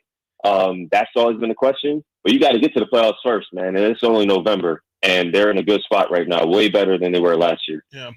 Law Murray, thank you as always, hanging out in our city, Sacramento. Law, hit us up if you need some food, conversations or you know, recommendations. Let us know if you need anything, Law. We got you. Thanks for joining us as always. When y'all put that thing for social, attach your lunch recommendation, because that's what I'm hitting in 20 minutes. There you go, Law Murray of The Athletic, covering the Clippers as well. Law Murray, thank you so much. We will talk to you soon. Thank you, guys. Great stuff from Law Murray. Let's discuss what we heard. Also, the GOAT has some things to say about one Brock Purdy. Stiles and Watkins, Sacktown Sports. The Sacramento Kings play here. He's got the triple. Sacramento takes the lead. Get your Kings fix all season long right here on your home of the Sacramento Kings, Sacktown Sports and SacktownSports.com. To all you tool people out there, has Harbor Freight got a deal for you? Big savings every single day this November. Because we know that right now, when the price of everything only seems to go up, you need a place where prices stay low. So shop in-store or online for quality tools you can trust at prices you'll love every day. Whatever you do it for less at Harbor Freight. So my home is also my office. And before I can focus, every room's gotta be clean. That means tidying up and spraying my Febreze Air Mist. Ooh, that's fresh. Febreze Air Mist scents are all high quality. They fight any weird funk, and they give my air an instant boost of freshness. So not only does my home smell good, I feel good too. After I Febreze, it's time to start my day. Breathe happy, Febreze, la la la la la. Hi, this is Greg Papa. Disasters hit every day. If your home, business, or building has suffered from any disaster, SunPoint Public Adjusters can help. SunPoint prepares, presents, and negotiates your claim with the insurance company, working only for you, making sure you get everything you're entitled to and letting your focus be on what's most important, your family or your business. Call SunPoint today at 888-247-7865 or contact us at sunpoint.us. SunPoint Public Adjusters, the gold standard in public adjusting. License number 2N14884. Lowe's knows that to win the job, pros need the best prices. That's why only at Lowe's, MVP's Pro Rewards members can get a volume discount on eligible orders as low as $1,500 at the Pro Desk. That means you get the prices you need to start any job, small or large, because Lowe's knows pros. Valid in-store only. More terms and restrictions apply. Visit Lowe's.com/terms or Pro Desk for details. The smarter way to clean your floors. It's time to make the swap. Swiffer Power Mop. Introducing the new Swiffer Power Mop, the all-in-one tool that gives you a mop and bucket clean in half the time. The solution's built right in, so no heavy bucket, and the pad has hundreds of scrubbing strips to get deep into grout. Don't mop harder, mop smarter. Swiffer Power Mop. Swiffer Power Mop. Coach Doug Christie here for your truck headquarters, reminding you that every deal at Folsom Lake Ford is a slam dunk. Shop all your favorite models on sale now, including America's best-selling truck for over 47 years, Ford F-Series, plus a huge selection of Broncos, Bronco Sports, and all of Ford's award-winning SUVs at FolsomLakeFord.com. Listen, I know a great play when I see one, and if you want to save on a new Ford, you gotta drive the lane straight to Folsom Lake Ford in the Folsom Auto Mall. Right now, buy any new Ford with zero down on approval of credit. Save big with low interest financing, and Folsom Lake Ford always pays top dollar for your trade. So hurry to Folsom Lake Ford, a 6-time Triple Crown winner for sales and service excellence. That's why they're my trusted dealer, and they should be yours too. Tell them Coach Doug Christie sent you, or shop them online at FolsomLakeFord.com. Twin Peaks is the best in the game. Here, it's bigger game days and bolder fight nights. I mean, where else can you find a scratch kitchen that always comes in clutch every day from lunch to late night? Only at Twin Peaks, the #1 sports bar.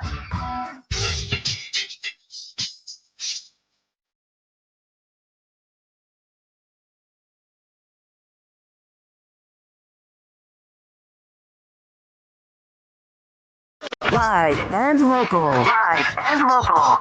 This is Sacktown Sports.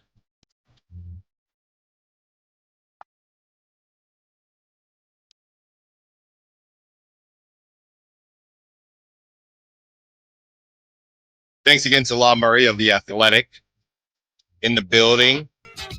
Let's help Law out. Yeah. I'd assume he's downtown, if I had to guess. Yeah, on a fully loaded Friday, assuming he's downtown, pretty close to Doco, probably walkable. Don't want to have to expense that rental car. So let's help Law out. You're in the Doco area. Okay, Law, writer for The Athletic, covering the Clippers. He's up here in Sacramento enjoying himself before the game. He needs lunch. Recommendations in the Doco area. Let's get some on the text line, on the Sac Chat. And we are going to let Law know what the people of Sacramento feel like he should spend his lunch, or where we feel like he should spend his lunch at. 916-339-1140. Text line, Sac Chat on the YouTube. Just search 1140 Sacktown Sports on YouTube if you want to be a part of that community as well. Well, Brock Purdy wants to be a part of the community of elite QBs. And Tom Brady thinks he is well on his way. Tom Brady had this to say on The Herd with Colin Cowherd on Brock Purdy and what makes Brock so dang good. Here it is. I think it's poise and composure. It's calm under chaos. That's what the quarterback needs to do. And he walks into that huddle. He needs 10 other guys looking at him go, all right, man, you're totally under control, and whatever you say, we're going to do to our best abilities because we know you're going to deliver. And they all have that confidence in Brock as a player. And you're right, Brock's not the biggest. His arm strength isn't like Aaron Rodgers. But if he can play with anticipation, and this offense, to me, even studying the last few days, is a lot different than the one that they had last year and the year before. They had so many weapons the last couple years. You know, Brock essentially was a point guard out there just delivering balls to halfbacks and flip it out there to Debo and gain yards. And then he's got Ayuk, you know, catching in cuts and running for a lot. Oh, you forgot about Kittle. Boom, we're going to throw over the top of you there. This offense has been in and out of a lot of their great players. And I think getting McCaffrey back is so important for this offense because he provides that passing threat out of the backfield that they just haven't had this year. So now the defense has to come up closer to the line of scrimmage to defend the run with Christian as well as the pass. And that, to me, opens up more of the intermediate and deeper parts of the field for Brock, where they've kind of been throwing more of these intermediate type targets on the field, which I don't think is necessarily the strength of that offense.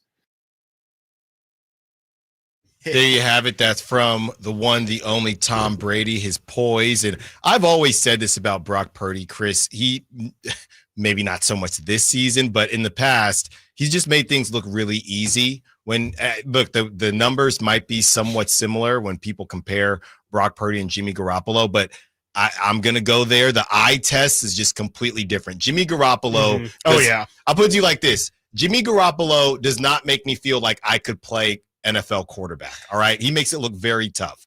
Brock Purdy makes me feel like I could play NFL quarterback because he makes it look easy. And I think that's part of it. And he makes everybody feel comfortable. Hey, we got this. We just got to take care of our business here and there. I thought it was a possibility that Brock could be in the MVP conversation. That's probably not going to be the case unless he gets incredibly hot on this backstretch. But do you think Brock is poised to, I have it worded as poised to bounce back, Chris, even though I don't even feel like Brock has played terribly. No. Yeah. I mean, I think so. I think, obviously McCaffrey being there just in general makes everything so much easier for him. It takes so much attention away and so much pressure away from him too. Like, I mean, the reality of the situation is so far throughout the season, Brock has pretty much had to win them games. Like he's had to perform well in order for the Niners to have chances in these games. And now with McCaffrey, there's at least a fail-safe of it's not all on Brock to make sure he has a fantastic performance in order for his team to have a chance. He's still got to perform. Obviously, he's got to figure out without Brandon Ayuk the rest of the season. Fit in Ricky Pearsall, Juwan Jennings coming back. Okay, are we going to lean into Debo more as a receiver? George Kittle has had a great season. Do you just continue to go to that well, or do you maybe want to save him for the postseason? I think that there's a lot of things to still juggle, but yeah, I definitely feel like Brock is in a really good position to bounce back right now. He still does have targets. He still does have weapons. And I think, again, with Christian McCaffrey coming back, I mean, how does that not just make your life infinitely easier? Well, and then there's going to be if he plays well, everybody will forget because they are 4-4. But if he plays well, that's because he's a McCaffrey merchant that's right. and everything like that. This is and as we talked about the Bucs-Niners game, we know the line is 6.5. It's moved up for the San Francisco 49ers. But at this point in time, Chris, if you're Brock, he'll tell you that he never cared about the MVP. I think last season when he was really close, maybe that made him feel differently. But this season, I think they're just focused on winning football games. I don't think it's just athlete speak. I do think it's the truth. Do you think it matters how they beat the Bucs this weekend, or are we past that point? When you get to November, it doesn't matter. Just win football games. I think it kind of matters just for again, the Bucs are so down bad and the Niners are kind of supposed to be on the opposite end of the trajectory. Like there's kind of supposed to be launching.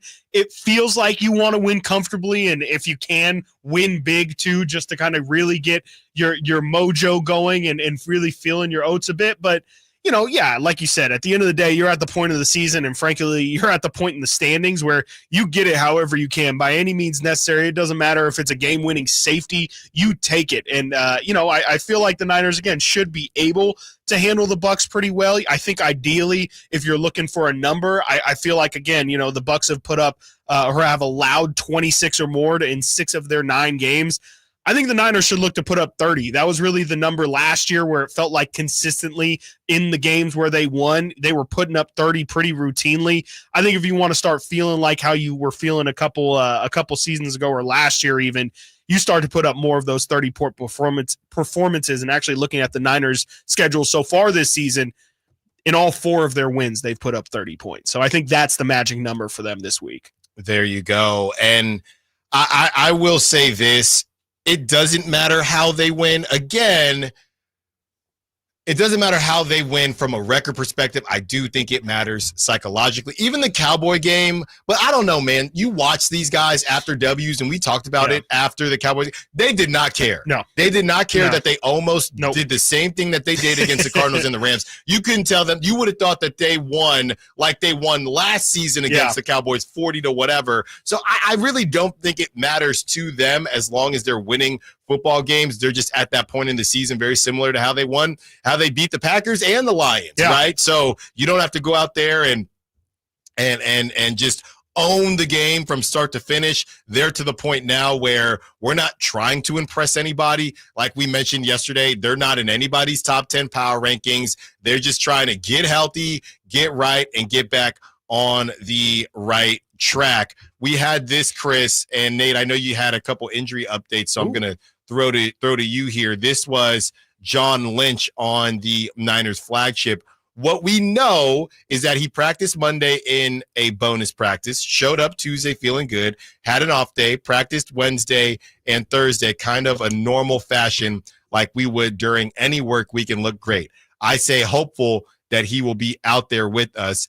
Think that's all good news for us. So I think there's no question he's playing. Yeah, I mean, and I think yesterday they pretty much everyone has all but confirmed it.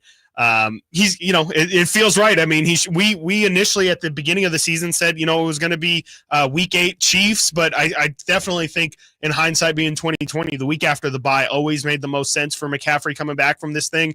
And, I think it's time. I think especially after hearing in the preseason that he would be able to play a regular season game. And then we know that he's been on the field working out for a couple weeks now. It's just time. It's time for him to hit the field. And frankly, I mean, again, with where your record stands right now, it probably couldn't come at a better time. There you go. All right. Top stories at the top of the hour. On the other side, we mentioned something.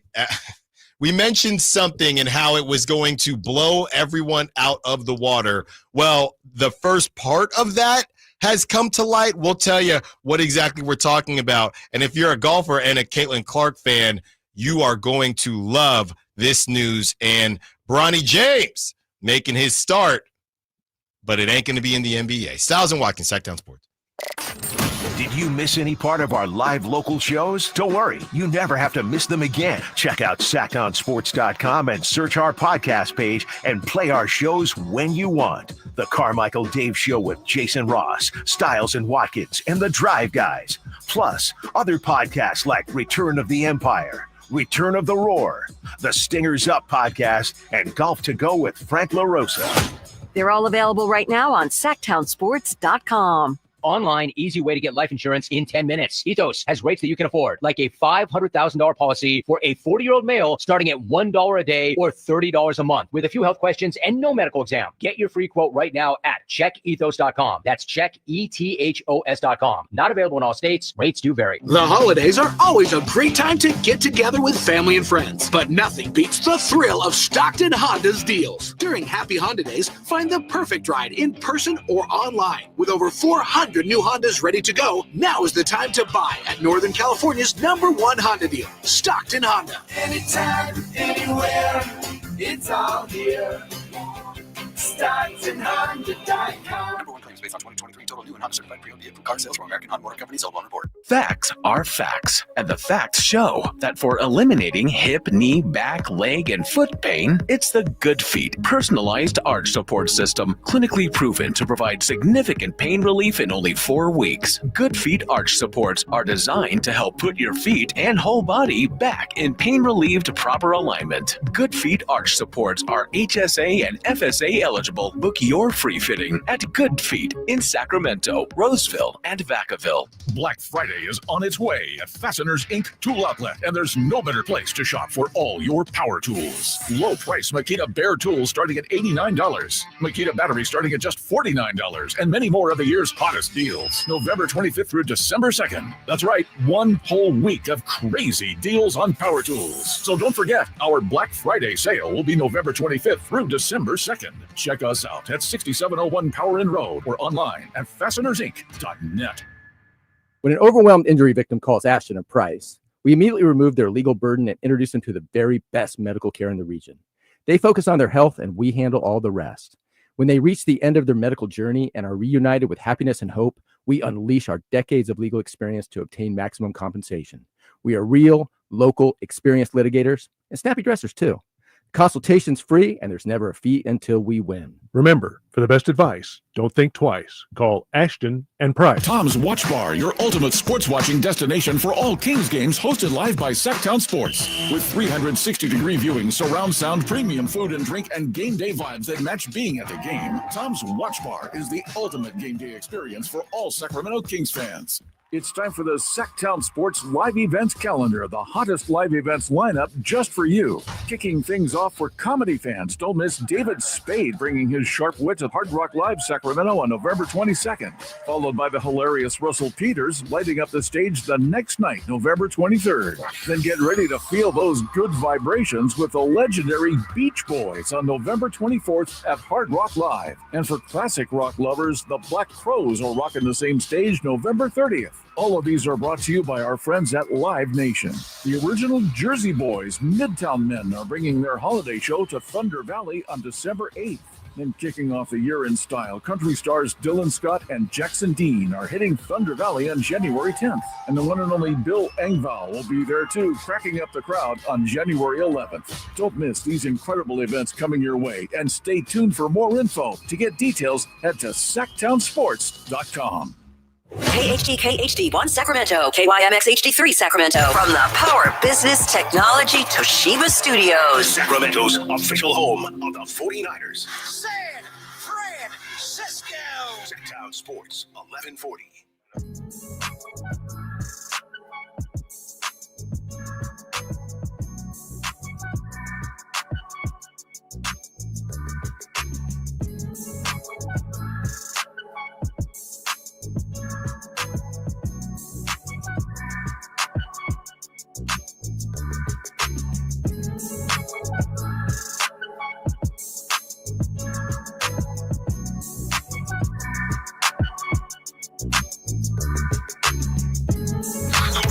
Sacktown Sports. Check us out on YouTube. Search Sacktown Sports and subscribe.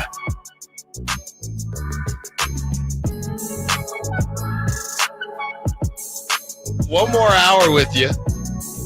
Stiles and Watkins, Sacktown Sports. I shot Law a couple recommendations. Okay, because I was going to read some of these. Perfect. 530 says the 7th Street Standard in the Hyatt Hotel, connected to Golden One, has great food. What? They give you 20% off the bill if you wear Kings merch on game days. Don't think Law will be wearing Kings merch, but 7th Street, what now? The 7th Street Standard in the Hyatt Hotel, connected Never heard of it. to Golden One. Might get Huh. an immediate discount. I wonder if that's the new Hyatt. I know they okay, interesting. Okay. Yeah. I'll definitely have to look into that one. That's not one I've heard before. Just for what it's worth, the ones that I sent Law, if you find yourself out in the Doco area, I told them, I don't know what your budget is, but here are some of the nicer places to grab. I told them Camden, Echo and Rig, Willow, Revival, and the place I always forget about it. One of my favorite places down there, Kadaiko. It's a ramen Japanese spot. Oh, you did send right me on that. Doko. Yeah. Really, really good. And I think Law said that's where he's going to go because of the weather. So there you go. If you are at Kadaiko, give Law Murray a maybe pay for his meal, man. That'd be great. Let Yeah. me pay for Law Murray's meal. Amid Rock just ordered and ate the Malik Monk special at Pizza Guys. That was dang good pizza. I saw a kid, like a 5-year-old kid, holding the pizza box, trying to get it signed by Malik at the game. I'm into that. Allegedly, some of my sources are telling me that you can buy the box and they'll give you a little ball as well for $5. Maybe you have to be very nice to the people at Pizza Guys, but allegedly, if you just want the box and you just want the Malik Monk basketball, you can ask. We got some good insider info on this show. Real good. Good. We got inside You might not have sauces. asked for it, but we're going to tell you. Exactly. We're going to tell you what we know. That's right. We don't know a lot, but we know something. But we are going to tell you more about these top stories That's at right. the top of the hour. Tell you all about it. Chris, I hate to say it. Uh-oh. I know you can't stand this guy, no. but the truth is the truth. When Oh, you talk gosh. about most impactful players, this is coming from Sports Media Watch. Steph Curry's return was the most watched NBA game in the past 2 weeks. One of the simplest cures for the NBA's early season rating slump is having Stephen Curry in the lineup. Wednesday's Warriors-Celtics NBA regular season game averaged a 1.2 rating and 2.1 million viewers on ESPN, marking the most watched NBA game in the 2 weeks since opening night and an increase of 30% from Spurs Knicks. Come on. In the same window last year, 1.6 million. I will say this, Chris. It's funny to me that everybody is saying that the issue with the NBA is the amount of threes that are being taken when Steph Curry is still the driver of ratings, and it's all his fault because of the threes he was taking. Sure. Isn't that kind of an interesting twist on this? It's definitely interesting for sure. It's ironic, I guess would be the right word. It's the difference is Steph is making the threes, and I think people have a problem with the missed threes. And so, Steph definitely brought this problem upon us, but he is not part of the problem, if that makes sense. But it shouldn't be surprising to anybody that the 7-1 Celtics playing the 6-1 Warriors and Steph's return, like that is made for TV right there. That's like blaming Shohei and Aaron Judge for the three true outcomes when these dudes are putting up 50 home runs a year. They're not the issue. The issue is enter X player who is not hitting the home runs and hitting 220 with 12 dingers. That's the issue here. All right, next on the list, we talked about this, Chris, and I'm not saying that Golf Channel was listening and that the LPGA was listening, but next week's LPGA event is expanding its Pro-Am coverage around Caitlin Clark's participation. Golf Channel's Golf Today will begin 90 minutes early on Wednesday and include live look-ins. Clark will play with Nelly Korda and have her warm-up and mid-round interview live stream. So I guess they're still not streaming the actual play, it sounds like, but they are going to get as close as they can to it. And I'll at least check it out. And I mean, the highlights, to be fair, I guess the highlights are going to be everywhere. But I mean, I'm always willing to watch an elite athlete do other things. I'll watch Mookie bowl. I'll watch Mookie dunk. I'll watch Mookie run routes. I love watching elite athletes do other things because there are different levels of athleticism to where certain athletes can only do what they're really good at, and then they're really good all-around athletes. I'm all in on this, as you can tell. Yeah, no, it's really cool. I think it's definitely a good way to try and grow the LPGA as well. I mean, I don't know many LPGA golfers, and maybe this is a weird way of kind of looping that into the equation as well. I kind of feel bad for Nelly Korda because, again, I'm not familiar with her, but that's definitely got to be the most eyeballs that she's probably ever going to have on her as she plays. So, obviously, really cool for her to play with Caitlin, but that's going to be a little interesting. Nelly Korda is an American professional golfer who plays on the LPGA Tour, where she has won 14 times and reached number one in the women's world golf rankings. Korda won the Olympic gold medal at the women's individual event at the 2020 Summer Olympics in Tokyo, Japan. So, yeah, definitely going to be 2 stars, and as much as I can find, I'm telling you, this NFL slate, we're gonna have to power through in different ways, and I'm very, very excited to see that. Bronny James, speaking of Chris, Bronny James is set to make his G League debut for the South Bay Lakers on Saturday. The game is sold out. The cheapest ticket is $189. It's stupid. Yeah, thank you, Paul. $189 for reference. You can check out the Tennessee Titans at the Los Angeles Chargers for, Nate, give me a guess right now. Lowest ticket. Chargers, $38. Titans. Chris, give me a guess right now. Titans at Chargers. $21. Tickets as low as $12. Put it on the board. Let's go. Or you can check out Bronny James. I'm not against There's probably a way that we can fly Spirit and buy a ticket to the game, and it would be under $188. The most expensive thing would be parking. I'll do Megabus. I'll leave right now. I'm sure we could figure it out. I'll leave sure right we now. can figure it out. I'll leave right now. Don't tempt me. There you go. Chris, here's a stupid question. I was thinking about this as I was driving home yesterday. Bronny's starting, right? Or is he? That's not a stupid question. I hope so. That's all. I don't know. I really don't know, but I hope so. I hope he plays 30. I hope he plays 48 minutes. Yeah, that'd be awesome. Get your money's worth. Yeah, that's what I'm saying. Like no. I mean, is that kind of crazy though? The game is so. Anyone else on that roster? Also, if I'm not mistaken, the Lakers G League team plays in their practice facility. And this is what I'm curious about.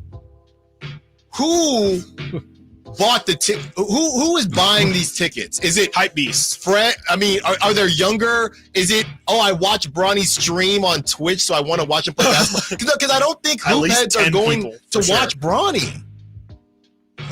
I think maybe maybe you're convincing yourself that there's a chance that LeBron shows up. Who cares though? If you could possibly, people. That's crazy. Some people have different priorities. I couldn't be me. Could not be me. I'll tell you what. I'm going to try and go see the South Bay Lakers when they come to Stockton, but I'm not going to pay $180 for it. That's for sure. If they're selling out away, like you said, let me see when that game. If they're selling out away games, that's insane. I just don't understand what you're trying to watch. I don't get just it. The spectacle. I literally think it's just the spectacle of it, and literally just to say you did it. I mean, I can't think of another reason why, because you're not going to get. I won't say you're not going to get quality product. G League is still a quality product, but you're not getting the high level $190. Yeah, you can do a lot more. Come on now, and just do better with your money. For the record, I mean, I'm looking here at the NFL. You could go Denver Broncos at Chiefs, $147. New England at Bears, $178. I have no clue why that is. I don't get it, guys. So by the looks of it, too, the South Bay Lakers do not come to Stockton until January. That will be January 11th, and then again on the 22nd. So if you're looking to see Bronny, won't be for a long time, and who knows where he's going to stand in January. I guess this is the closest you get in the NBA to how it works in baseball, where a player gets injured and they send him down to the River Cats, and then the River Cats sells out. Yes. I mean, that happens in the NBA too, though. Like, you'll see random, not big name. You're not going to get the Blake Snell of basketball coming to minor league, but maybe. You can. There's a chance like Devin Carter plays some G League games or something like that. This is way bigger than that. Yes, for sure. Steelers at Commanders, $178. So this is more expensive than any game. Period. Any NFL game this weekend, which is insane. Crazy. Well, there's probably less. I mean, there's definitely less seats. It's probably that's 5K. It's intimate. Again, I don't even know if they have Lakers. They facility? might have hundreds of seats, not even thousands. All right, let's go quick here. Speaking of money, the Niners are the most expensive tailgate in the NFL from Oddspedia. Look at the cost of tailgate experience for a group of 4 hungry revelers, including cost of parking in the tailgate zone for the first games of the season, and a list of essential party foods and drinks to make a tailgate go off with the bang. Can any Niners fans confirm? Is it expensive out there? I avoid tailgating. Yeah, I love a good good tailgate. I hear Levi's tailgate is actually really good. Dude, I've just never done it. So a couple weeks ago, I had to go I got to go cover Niners Cowboys, and I drove in media, which you have to drive through the parking lot. I could barely drive. Like, people are just all over, bodies everywhere. It was crazy. It took me 20 minutes to get from the entrance to parking, which is near this, like, obviously in there, but it does get nuts. It is nuts. Well, I guess it kind of tracks with the Bay Area, with the Niners having the most expensive tailgate. There it is. Chris, these next two are for you. Kendrick Lamar received 7 Grammy nominations, more than any other rapper. The Grammy nominations have come out. If you're wondering about Drake, Drake hasn't submitted his music for Grammys since 2021. So that's why Drake doesn't have any. I guess he feels like he's too good. Song of the year, Nothing Like Us. Best rap song, Nothing Like Us. Best rap song, Like That. Record of the year, Nothing Like Us. Best rap performance, Nothing Like Us. Best rap performance, Like That. Music video of the year, Nothing Like Us. Chris, how many does he walk away with? Nominated for 7. Probably, let's see here. I would guess song of the year. I would guess best rap song. Record of the, I mean, probably 4 or 5 of them. I mean, a lot of them. I mean, Not Like Us and Like That. He's pretty much got a 50-50 shot at winning most of those. So I'll say probably 3 or 4 at least. And 750 fans, by the way, the Lakers training facility. I was about to say versus Stockton Kings, 11K. There you go. 11K at the Stockton Arena. Wow, that's crazy. 50. Last but not least, Chris, we played this audio a couple weeks ago as the Warriors flagship made a very big deal as to what the Warriors are going to do for Klay Thompson's return. And this is from Chase Center. Salute to Captain Klay. Get this one-of-a-kind captain hat on November 12th, thanks to KP Thrive. Arrive early for a special pregame celebration as we salute Captain Klay. There have been quotes saying this could be the most impactful return in sports history. What does that mean? Everyone's going to look like World of T-shirts. You know that guy with his captain No. hat? Oh, man. Oh, wow, Nate, can you fire this up real quick? 209 is asking, why are you calling it Nothing Like Us? 209, get cultured. Nate. Wait, what am I firing up? Vivek. Oh, okay. Nothing Like Us. There you go. 209. There was a video that Vivek did with DeMar DeRozan where we still don't know if he purposely said Nothing Like Us, knowing it was incorrect, or if he was doing a play on words. But that is where the Nothing Like Us came from. So now you know, the more you know. But yeah, special one-of-a-kind hat for Klay Thompson. And I don't know, Chris, a special pregame celebration. He ain't going to be there, right? I guess he could, but he's playing in the game. Yeah, I don't know what. Yeah, it sounds very, very strange. I have no idea. How could this be the most impactful return of all time? I think it's just to smelling their own farts. Yeah, it's what's going on. It's whoever. I guess they could just say that. I don't know. NFL picks. When we come back, will Alan Stiles take another week, or will Chris Watkins or Nate Littlefield get the W? Stiles and Watkins, Sacktown Sports. On the move? Got somewhere to be? Take Sacramento Kings basketball with you. The Sacktown Sports app will let you stay connected to your passion. Never miss a moment of Sacramento Kings basketball with the Sacktown Sports app. Build up to Black Friday with savings all month long at Lowe's. Get up to 50% off select major appliances, plus take an additional 10% off when you buy select major appliances. And don't wait to pick up holiday inflatables under $20. Don't wait to save, in-store or online now, because Lowe's knows deals. Valid 11/6 through 12/4. Cannot be combined with additional discounts. See Lowe's.com for details and qualifying items while supplies last. If you need bold banners to boost your business, but you're on a budget, think Staples. Because now at Staples, you can save up to $50 on your print purchase. From posters and flyers to signs and menus, Staples can print anything you need to move your business forward. And with Staples Print Perfect Guarantee, it's done right or it's printed again free. Plus, same-day service is available on hundreds of items if you order by noon. Get it printed right at Staples. And now get up to $50 off your print purchase. And 7/6, visit staples.com/print for details. The following is a test of the emergency alert system. This is only a test.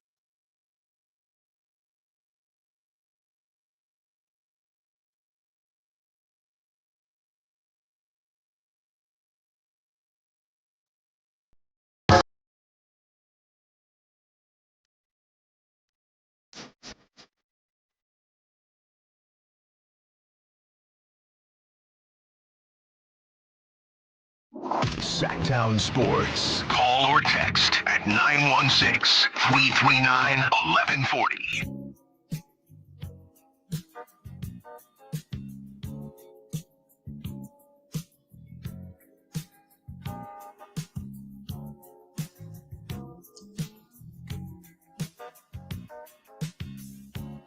530 says, I don't think Bronny is traveling with their G League team. He gets to stay home because LeBron is his dad. Look. Bronny's his own guy. You guys seen the clip where he's streaming and someone goes, "Does your dad still spank you?" No. And he's like, "Why would you ask me that?" He responded to it? Dude. I watched a little compilation of those. It's pretty funny. I'm still trying to get into the kind of the streaming world, but I did see this. Like, there's just a lot of power that viewers have nowadays that I'm just not. I just don't realize, Chris. I saw somebody was kind of giving their thoughts on the election results. And it was obviously they were trying to be very serious, but one of the stream viewers, I guess you can put stuff on them. So they kept putting like a turkey on his head as he's trying to give this very serious that's funny kind of thing. And I it's just the viewer, they have a way more power now than they have. You can do anything on your stream. It depends what I'm going to imagine it was on TikTok or something. Who knows? But yeah, I found that to be pretty darn hilarious that you can't just, I don't know if you didn't want to block them or I don't know how it works. Part of it. Yeah, I don't know how they just kept putting the turkey or putting his head in the turkey. It was a Thanksgiving situation. All right. One of those Thanksgiving situations. All right, Nate. Let's get to our NFL picks. I never know if we're doing music for this or not. We always do. A lot of swamps to get to. So, Nate, real quick, who's winning right now? I am, but you and Chris are tied. You both have 4 wins. I have 5. It doesn't add up to 10 because we've had a couple of ties. Okay. And then last night, you two both picked the Ravens. I went Bengals, almost got it. But so right now you guys are beating. You did almost get it. Yeah. I was sweating, by the way. I was definitely sweating.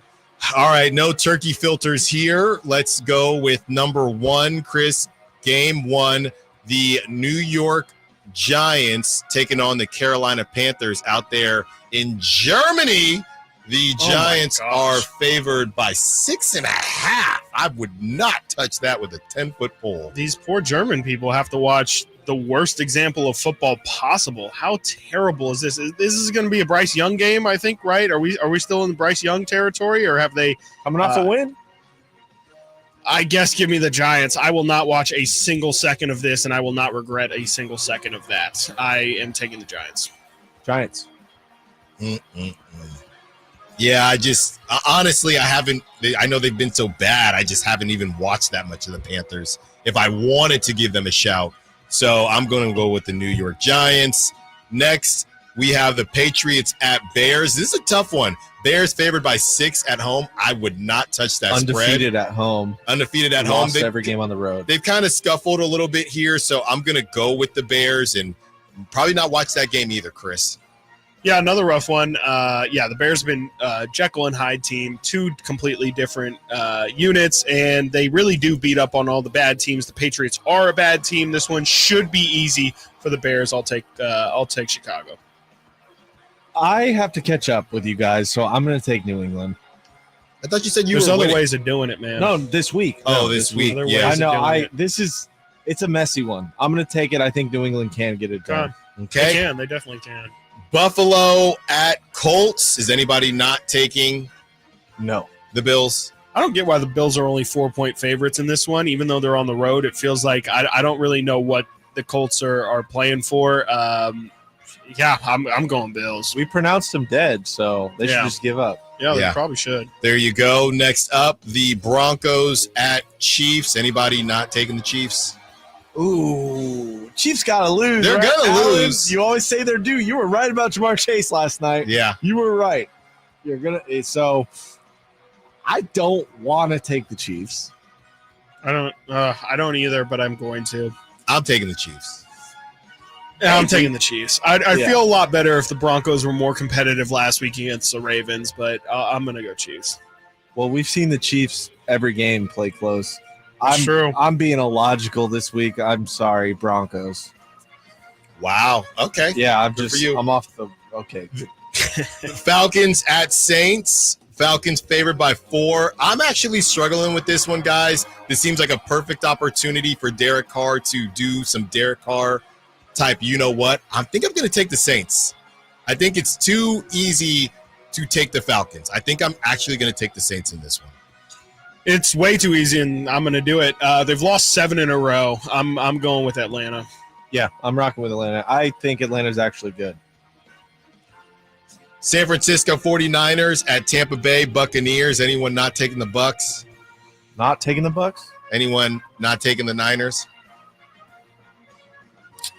Do it, Chris.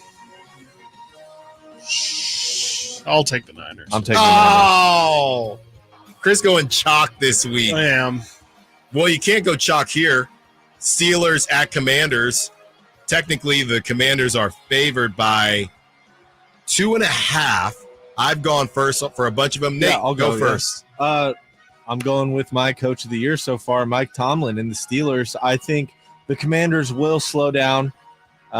This might be the week where it starts. I also like the Steelers in this one. I think that the Commanders are a really good team, but I feel like they have outperformed how good they are. And, as I was just kind of going through their schedule, I kind of realized that they haven't played many tough teams. And I do think the Steelers, though I don't think that they're incredible, I do think that they are a really tough task and just good enough to handle a team, even though they're on the road. I'll take Pittsburgh. Give me Jaden Daniels at home. I don't know what to do with Russell Wilson yet and the Steelers. And look, TJ Watt is a monster, but Jaden Daniels, he's going to be running all over the place. I would probably take his rushing yards over as well. I'm going to take the Commanders, actually, guys. All right. On the other side, we finish up the morning slate. Only got one more game there. Then we get to the afternoon slate and the night game. Stiles and Watkins, Sacktown Sports. The NFL's leading rusher plays here. Got a handoff to McCaffrey, walks in the end zone. Handoff to McCaffrey, takes it right down to the goal line. He does his thing again. McCaffrey goes in motion right. Backwards pass led by Juszczyk. A block there. Hurdles a man. 10, 5, touchdown! CMC! You can hear all of Christian McCaffrey's touchdowns on your home for 49ers football. Sacktown Sports. Ready to pre-game your next big arena event? Head to Beach Hut Deli, a Sacramento tradition for over 40 years, where aloha is served daily. Located just steps away from the arena, whether it's game day or concert night, it's the perfect spot to gather with friends and enjoy amazing sandwiches.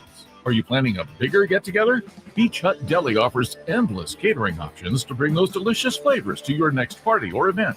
Beach Hut Deli, good vibes, great food, and epic times await. Ready to make this Christmas unforgettable? Shop early and save at Prestigio Jewelers' biggest Black November sale ever. For over 30 years, Prestigio Jewelers has offered in-house financing and fine jewelry. Guaranteed credit approval between $400 and $10,000 with no money down options. Prestigio Jewelers, the perfect jewelry, the perfect price, helping you build perfect credit. With locations in Sacramento, Stockton, Merced, and Fresno, or online at prestigiojewelers.com. If you've been looking to get into a brand new Jeep, don't wait. Head to Sacramento Chrysler Dodge Jeep Ram because all month it's Black Friday. And there's a reason people keep coming back to Sacramento Chrysler Dodge Jeep Ram because it's the place where a handshake still means something. Off Business 80 across from Hagen Oaks Golf Course, SacSuperstore.com. Lead generation is one of the most important aspects of any marketing campaign. Let us help you identify your target audience and market your products or services to them. Go to aimyourdigital.com today. aimyourdigital.com. The Hagen Oaks Golf Super Shop is your unsurpassed spot to find the hottest golf gear, best pricing, and elite expertise. Every club on the shelves can be tried for free on the driving range. 3 TrackMan units and a Hagen Oaks team of skilled fitting professionals provide the finest club fitting experience. Our personable Super Shop staff will show you the newest to help you look and play your best. You love golf. The Hagen Oaks team loves golf too. Hagen Oaks Golf Super Shop, Fulton Avenue, Business 80. Learn more at HagenOaks.com or 916-481-GOLF.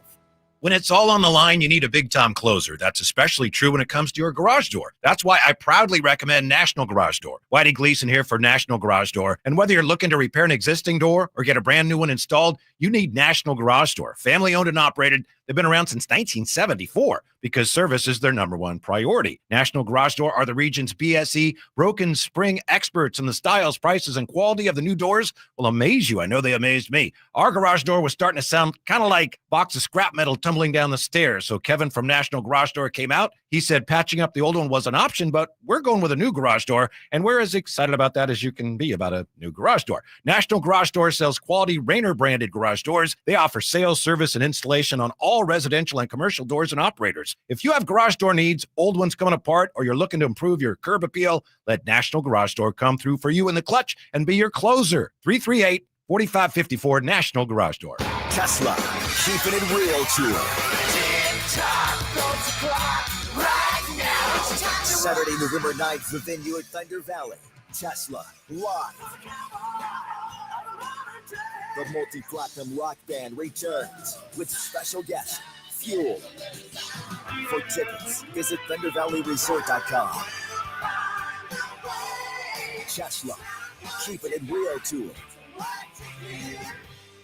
At the law offices of Dale R. Gomes, we understand that when you're facing a crisis, you need more than just a lawyer. You need a team. Our dedicated attorneys work together, combining decades of experience to guide you through personal injury or criminal defense matters with care and expertise. We're committed to supporting you every step of the way, ensuring your voice is heard and your rights are protected. With offices in Sacramento and El Dorado County, reach out to the law offices of Dale R. Gomes today, 916-999-9033, or online at dalegomslaw.com. Tom's Watch Bar, your ultimate sports watching destination for all Kings games, hosted live by Sacktown Sports. With 360-degree viewing, surround sound, premium food and drink, and game day vibes that match being at the game, Tom's Watch Bar is the ultimate game day experience for all Sacramento Kings fans.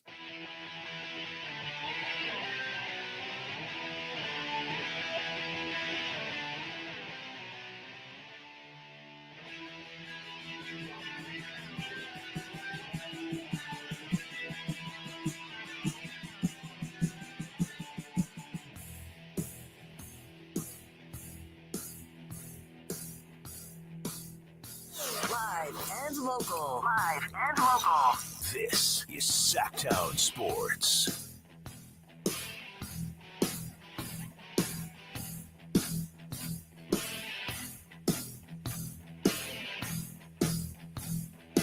$30 more minutes with you. I don't want to waste any more time because we know you're trailing, you're following, you're tailing our picks here.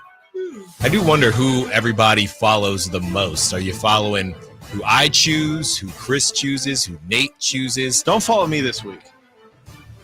Don't follow Nate any week. How about that? Dude, I'm winning. Yeah, I still want. You're the one counting. Yeah, because I'm grinding. So I'm grinding I'm not film sure about that. All right, let's finish up the early slate, gentlemen. Tickets as low as $44 out there in Jacksonville, Florida. Chris's Minnesota Vikings. Chris's Minnesota Vikings taking on the Jacksonville Jaguars. Anybody taking the Jags? Trevor Lawrence isn't playing. No, I'm taking the Vikings. Mac Jones, mac and cheese. This is where he could cook and maybe get himself another contract. Yeah. Part 2, Mac Jones Part 2. No. Brian Flores is going to feast on Mac Jones. Fox Feast. There you have it. All right. Tennessee Titans at Los Angeles Chargers. Tickets as low as $12 at $105. I guess I'll take the Chargers. They're favorites by 7 points. Anyone not taking the Chargers? I'm rocking with the Bolts. Yeah, I'll take the Chargers. All right. They're so boring. I think I said this last week, but I just get so bored watching Chargers games. Harbaugh was Too way methodical. more fun with the Niners. I swear. It's almost as if I'm getting ready. Don't worry, I'm getting ready for something, but we don't know what he's getting ready for. He would scream a lot more. His defense was way more fun to watch. I mean, granted, he had Hall of Famers. They're winning, though. Yeah, sure. Boring. Feels like we know nothing about the Chargers, though. Nope. Based on who they play. I don't know how serious to take them. Do they have fans? That's another decent $12 question. tickets, so you can answer that question. $150 parking. There are 3 losses this season to Pittsburgh, Kansas City, and Arizona. You know? Like those are 3 at least above average teams, and then their wins are Cleveland, New Orleans, Denver, Carolina, and Vegas. That really tells you exactly what kind of team this is. They should beat the Titans, but then the following week they play the Bengals. I think we kind of see how this season's going to go for them. Is it still Rudolph? For the Titans, I think so. I did kind of feel like I saw a Will Levis thing. I mean, that's honestly the right mentality. Brian Callahan 2 hours ago said Will Levis will start on Sunday against the Chargers. So there you go. Will Levis back in action. Well, now that you said that, give me the Chargers. That's what we're doing there. Here we go, guys. This one could be fun. Is someone going to try to move the needle? The Philadelphia Eagles taking on the Dallas Cowboys. If Cooper Rush wins this. The Eagles favorite by 7.5. It is in Dallas for whatever it's worth. Anyone rocking with them boys? We've had a lot of similar Spiritually, picks. I want to, but no. I'm pretty sure Micah Parsons is still out. It would be really funny. It would be really, really, It would really be funny. so funny. It would be incredibly funny. You're really But I'm selling taking me, I'm Chris. taking the Eagles. I can't. I gotta go chalk. I gotta go chalk this week. Yeah. Jets. Oh, wait. Sorry, Nate. You not? I'll go Eagles. You don't have to. You got me. I'm going Dallas. Yeah!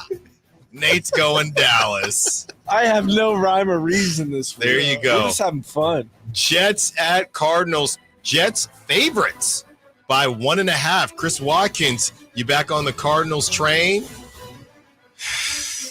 I can't. I just can't do it. I honestly really like this spot for the Cardinals too, especially the fact that they're not favored. Feels like, it really is just people leaning into Jets hype, hype that should, I don't know what is powering Jets hype at this point, but I guess it's me because I'm going Jets. Jets favored in Arizona. Yeah. That's nuts. 1.5. It's just crazy. You're going Jets? I'm going Chris? Jets. I'm going Jets. Gonna go Jets too. I don't even know if I Cardinals. really believe it, but I just the Cardinals have done me wrong so many times this year. They are my Zay Flowers. I just can't. I just can't predict them. I just know that the Jets are in survivor mode. They've been in survival mode all season, though. I think But you now rely they're on that a really little too much. But now they're really in survivor the mode. desperation pick. Well, is hold a minute. not- Hold on. Okay. Because my survivor mode would say to pick the Jets. And I do want to pick the Jets, but I want to win this week. Okay, you're not really saying anything. You're talking. Yep. Give me the short king. Give me Kyler Murray and the Cardinals. # Call of Duty. And I don't feel good about it at all. That might be the hardest game of the week. Yeah, lowest right? spread.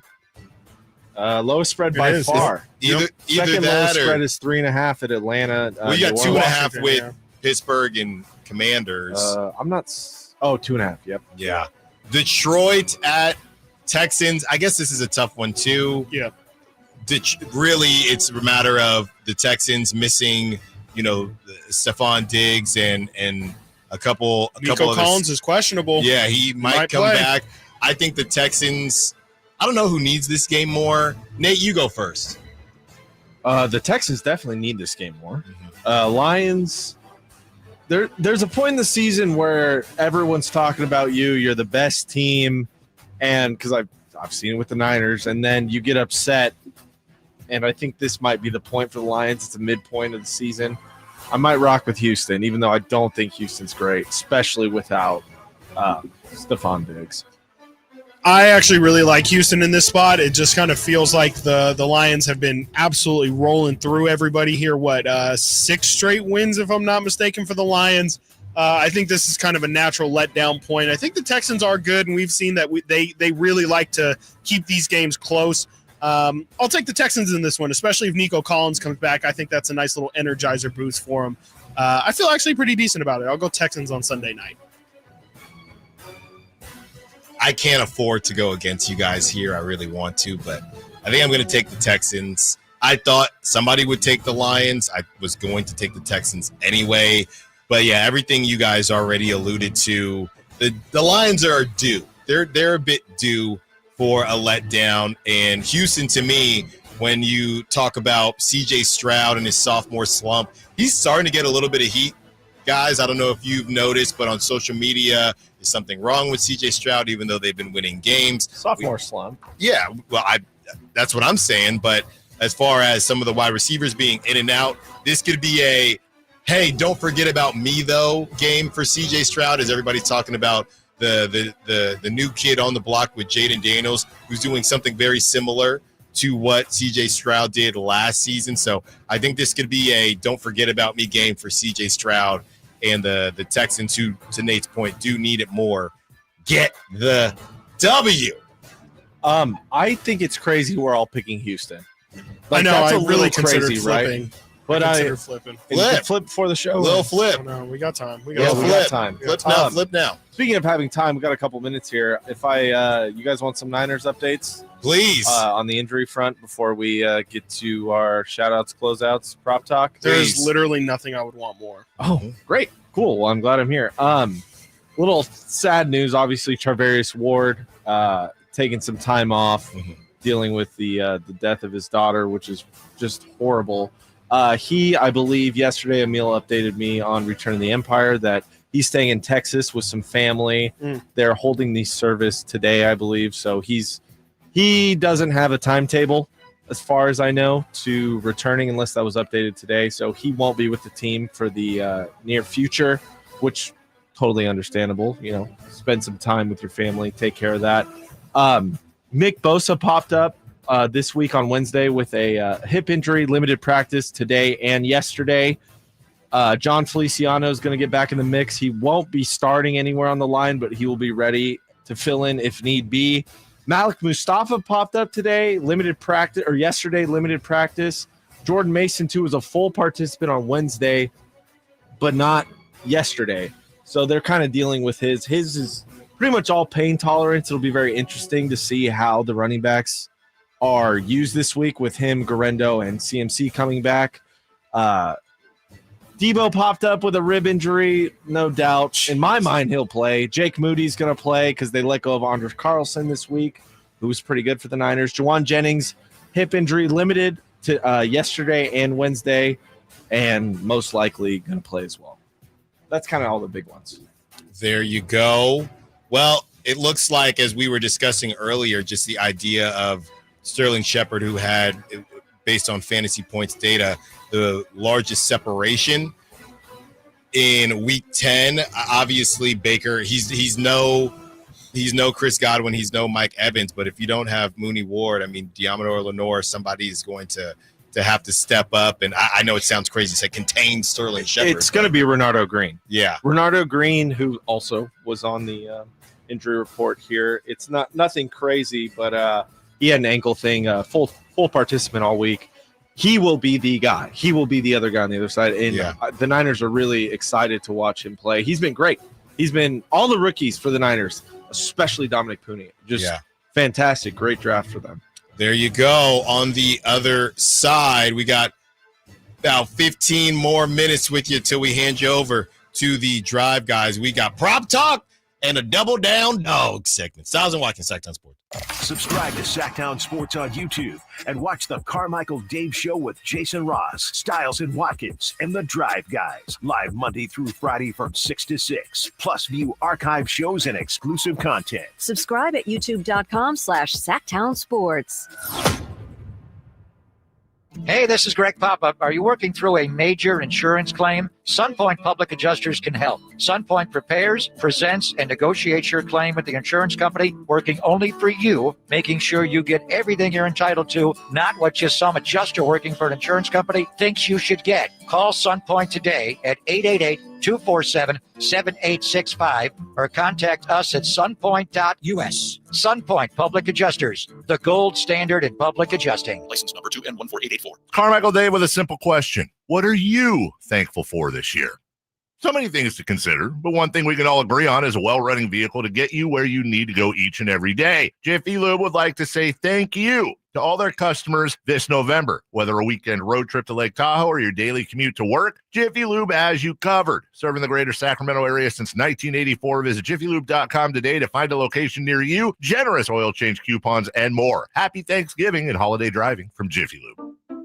At Fisher Investments, we may seem like other money managers, but we're different. Are you really that different than the rest of us? We are. As a fiduciary, we always focus on what's best for our clients. What services do you offer besides investing? We have a team of specialists in financial planning, estate planning, and more. Your clients rely on you for all that?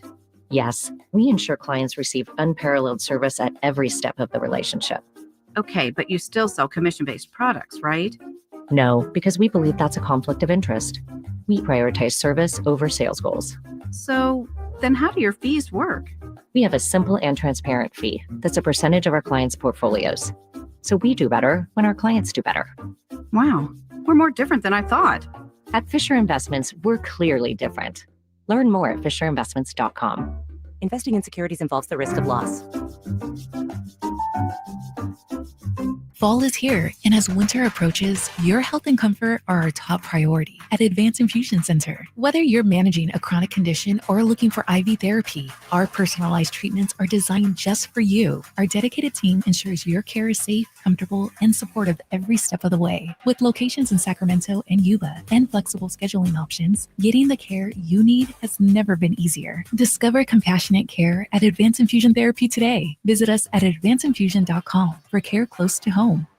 Golf to Go is brought to you by the Hagen Oaks Golf Super Shop. Here's Frank LaRosa. David Dusek writes in Golf Week that according to FootJoy, about 65% of golfers wear the wrong size golf gloves. A properly fit and maintained golf glove will help you stay connected to the club without extra tension, which can mean more speed.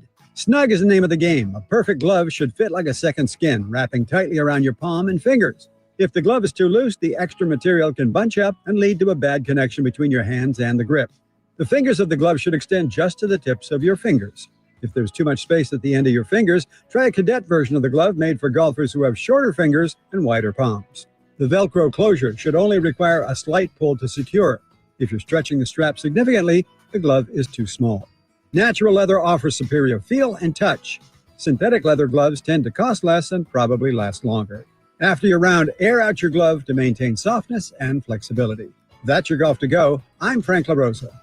Hello, Sacramento. I'm Emran Pilati, owner of True Sports Cards and Collectible Store here in Rockland, California, and the host of the True Sports Cards Show that airs right here on Sacktown Sports 1140 every Saturday from 10 to 11 a.m., where we discuss the latest trends, hottest products, and deliver exclusive interviews with other industry leaders. And don't forget to visit our shop, True Sports Cards, at 6661 Stanford Ranch Road in Rockland and see what we have for all your sports card and memorabilia needs. Don't miss Stoney's Rockin' Rodeo's 17-year anniversary bash this Saturday night with a free tri-tip dinner. That's right, free tri-tip dinner and free late-night biscuits and gravy. So don't miss Stoney's 17-year anniversary bash this Saturday night, plus free dance lessons, sing some karaoke, or ride Stoney's mechanical bull. I'll see you on the dance floor.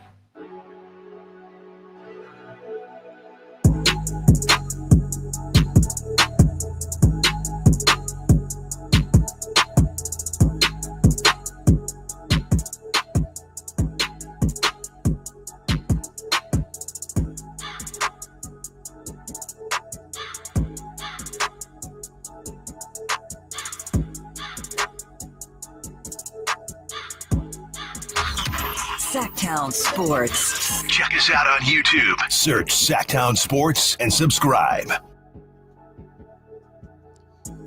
Getting all of our prop talks and dogs in order. You guys want to start with Kings or Niners? I will say, Chris, there was an update from Kyle Shanahan on Christian McCaffrey. I believe he's listed as questionable, but you said Kyle Shanahan said he's, quote, good to go. It's a formality. You have to do it coming off the IR, is what our insider Emil Fergoso just told me. Okay. Yeah, Schefter just tweeted out 2 minutes ago. Kyle Shanahan said Christian McCaffrey is, quote, good to go for Sunday's game versus Tampa, despite the team listing him as questionable due to the calf and Achilles injuries. So there you go. Quote unquote, good to go. Good to now. What does? Well, Good to I mean, go, we know good what to it know. means. Yeah, we know what it means. It's just a matter of If how much he he's gonna doesn't play, are you guys gonna just give up on covering the Niners at all? No, there's no way he doesn't play though. He's Okay. gonna play. Yeah, He's but gonna if he didn't and they're just lying, He's gonna play. Okay. He's definitely All right. gonna play. I don't see a. There's no world option. There's no option. where- I mean, wouldn't they touch need him to play. I wouldn't touch him for prop talk. Yeah. I wouldn't do that. By the way, he's set at 67.5 yards. what rushing and receiving? Rushing. Just rushing. Take that over. Shanahan's gonna run him into the ground. Receiving's 27.5. No, Take it all. over fantasy points. He's doing it all. That Booby Miles game that he had. You want to start with Kings or Niners, Chris? I'm ready on both. Whichever one. We can start Kings. Let's start Kings. I'm going to go here, guys. We talked earlier about Zubac and how he has kind of neutralized Sabonis a little bit. I'm going to take Sabonis assists. It's been set at 7, and he's gone over the last couple games. And his worst game, I think, in the last 3 or 4, he was at 7 exactly. So at worst, you push there. So I'm going to take Sabonis over 7 assists. I am going to take a one that feels really easy to me. Keegan Murray has been a monster on the rebounding front. His number is set at 6.5. I absolutely love the Keegan Murray over 6.5 rebounds tonight. I think 6.5. Yeah, I mean Keegan's averaging 8 this year. You know? I mean he just had 7 off. What was it? Was it 7? Yeah, 7 offensive rebounds just on the offensive side in the last game. So yeah, Sabonis did not like it. Well, he's gonna have to get over it. Well, I will say this, Chris. I'm not trying to. I'm just saying I have a buddy who he falls for this. This is the that could Your be the buddy's Keegan. crazy. That could be the trap, though. You know what I mean? No, it's rebounding. Okay. You know, rebounding is just effort. Has All nothing right. to do with shots going in or not. Nate, I'm gonna go with Sabonis 7 assists over. I think he crushes it. I got triple double for Sabonis. What? That was Allen's. Oh, sorry. I'm uploading the podcast. I will take DeMar DeRozan 3.5 rebounds. I'm taking the over on that. don't trail Nate. There we go. No research done on that one. Sorry, Just about that. vibes. Just vibes there. All right, Well, guys. if we both like it, I mean, That's There you true. go. That's Hammer also that. true. Yeah. That's also good. No, take that one. I'm saying don't take the DeMar DeRozan one because Nate, it wasn't your first pick. yeah, but I did like it a lot. Okay. I went right to it. I had it right there. Well, what do you like for Niners? Let's start with you so you can get back to Oh, what do I like for Niners? So CMC, what did you have his I believe it was 64.5. Yeah, I That would, might have been I would 67. actually stay away from that completely. I think that is extremely dangerous. Brock Purdy, I'm liking his overs all year. He's been very impressive. His passing yards are set at 260.5. His passing attempts are 31. That seems low, but with CMC back, it really throws a wrench into their entire offense, how everything is going to work. I don't know what to expect. So I'm going to rock with Brock, 15.5 rushing yards, taking the over on that. That seems like a lock every week. This line is too low. Yeah, it really does. It just seems he runs a lot. I could see him getting close, but in my opinion, that's a first down and then just one more quick scamper, and you've already got it. So I like that one, Nate. Guys, I'm going to go outside the box on this one. I would say my confidence meter on this isn't very high. This is more of a vibes pick. And this is more of a Kyle Shanahan, always wants to be the smartest guy in the room. You got Juwan Jennings coming back. Christian McCaffrey is back in the building. Deebo Samuel looks like he's going to be good to go. But you look at the usage of a guy like Ricky Pearsall. He gets 21 yards against the Chiefs, 38 yards against the Cowboys. I think don't sleep on Ricky Pearsall. I think that Kyle Shanahan and the crew, they want to prove that this was the right pick. Like I said, not extremely confident on it, but as I look at everything else, I don't know what to do with anything. I think the safe pick would just be George Kittle yards because he's turned it up. But again, Juwan Jennings kind of throws a wrench into anything. So I'm just going to go with a low amount of yards in hopes that Ricky gets it on about 2 catches. Give me Ricky Pearsall over 24.5 yards. That's such a great pick. It's the one that I had. Is it really? It's literally on the rundown. We're on the same page today. Yeah, so I'm going to make a quick audible here. No. I'll make the audible. No, I got you. No, quick audible couple. here. I'll go George Kittle, longest reception, over 21.5 yards. The last 3 weeks, 29 reception of 29 yards. Kansas City game, a reception of 41 yards. And then Dallas game, reception of 43 yards. Give me George Kittle, longest reception, over 21.5. Is he the best tight end in the NFL right now? I mean, I think fantasy-wise he is. That doesn't mean too much. Yeah. Again, but a nice bump from other guys being out, which not to take away from it, but I don't know what George Kittle is going to do this week. I mean, it's him and I'm taking him over Kelsey right now. Brock Bowers leads tight ends in receptions, in targets, and in yards. Yeah. That's crazy. George Kittle does lead tight ends in the touchdowns. 6 touchdowns for Kittle. Yeah. Also, 8 catches of over 20 yards. Brock Bowers was 7 though. So it's one or the other. It's either Kittle or Bowers. It kind of depends on what your flavor is. How about this one, guys? If you want to go real spicy, Jacob Cowing over under 1 touchdown. Do not take that. No. Do not take I mean, that. there's so many other people who are in front of line for him. What is he? Why is it there? He's their 4th receiver this week, potentially. I mean, I guess it could be 3rd, depending on where you think Pearsall falls. You got to wonder, why is it offered? So that you could definitely lose money. All right. Is it a gobbler or a demon? Oh, yeah. It is. Yeah. I saw any Ricky and any Jawan too were also demons, or receiving or rushing. The only thing we're talking about here with the Jacob Cowing touchdown is if they run away with it, and then things change, and then we don't even know if Brock Purdy would be throwing the football at that point. He might sneak in. Might be in there. Yeah, he might sneak in. There you go. All right, let's do some dog segment. We got a double dog segment, guys, and shout outs and close outs. You can get it going, Nate. That's shout outs and closeouts. Sorry. It's all right. It's fine enough. It's Friday. Sorry, you Kyle. You have a double dog segment, Chris. Let's go around the room for our Clippers segment first.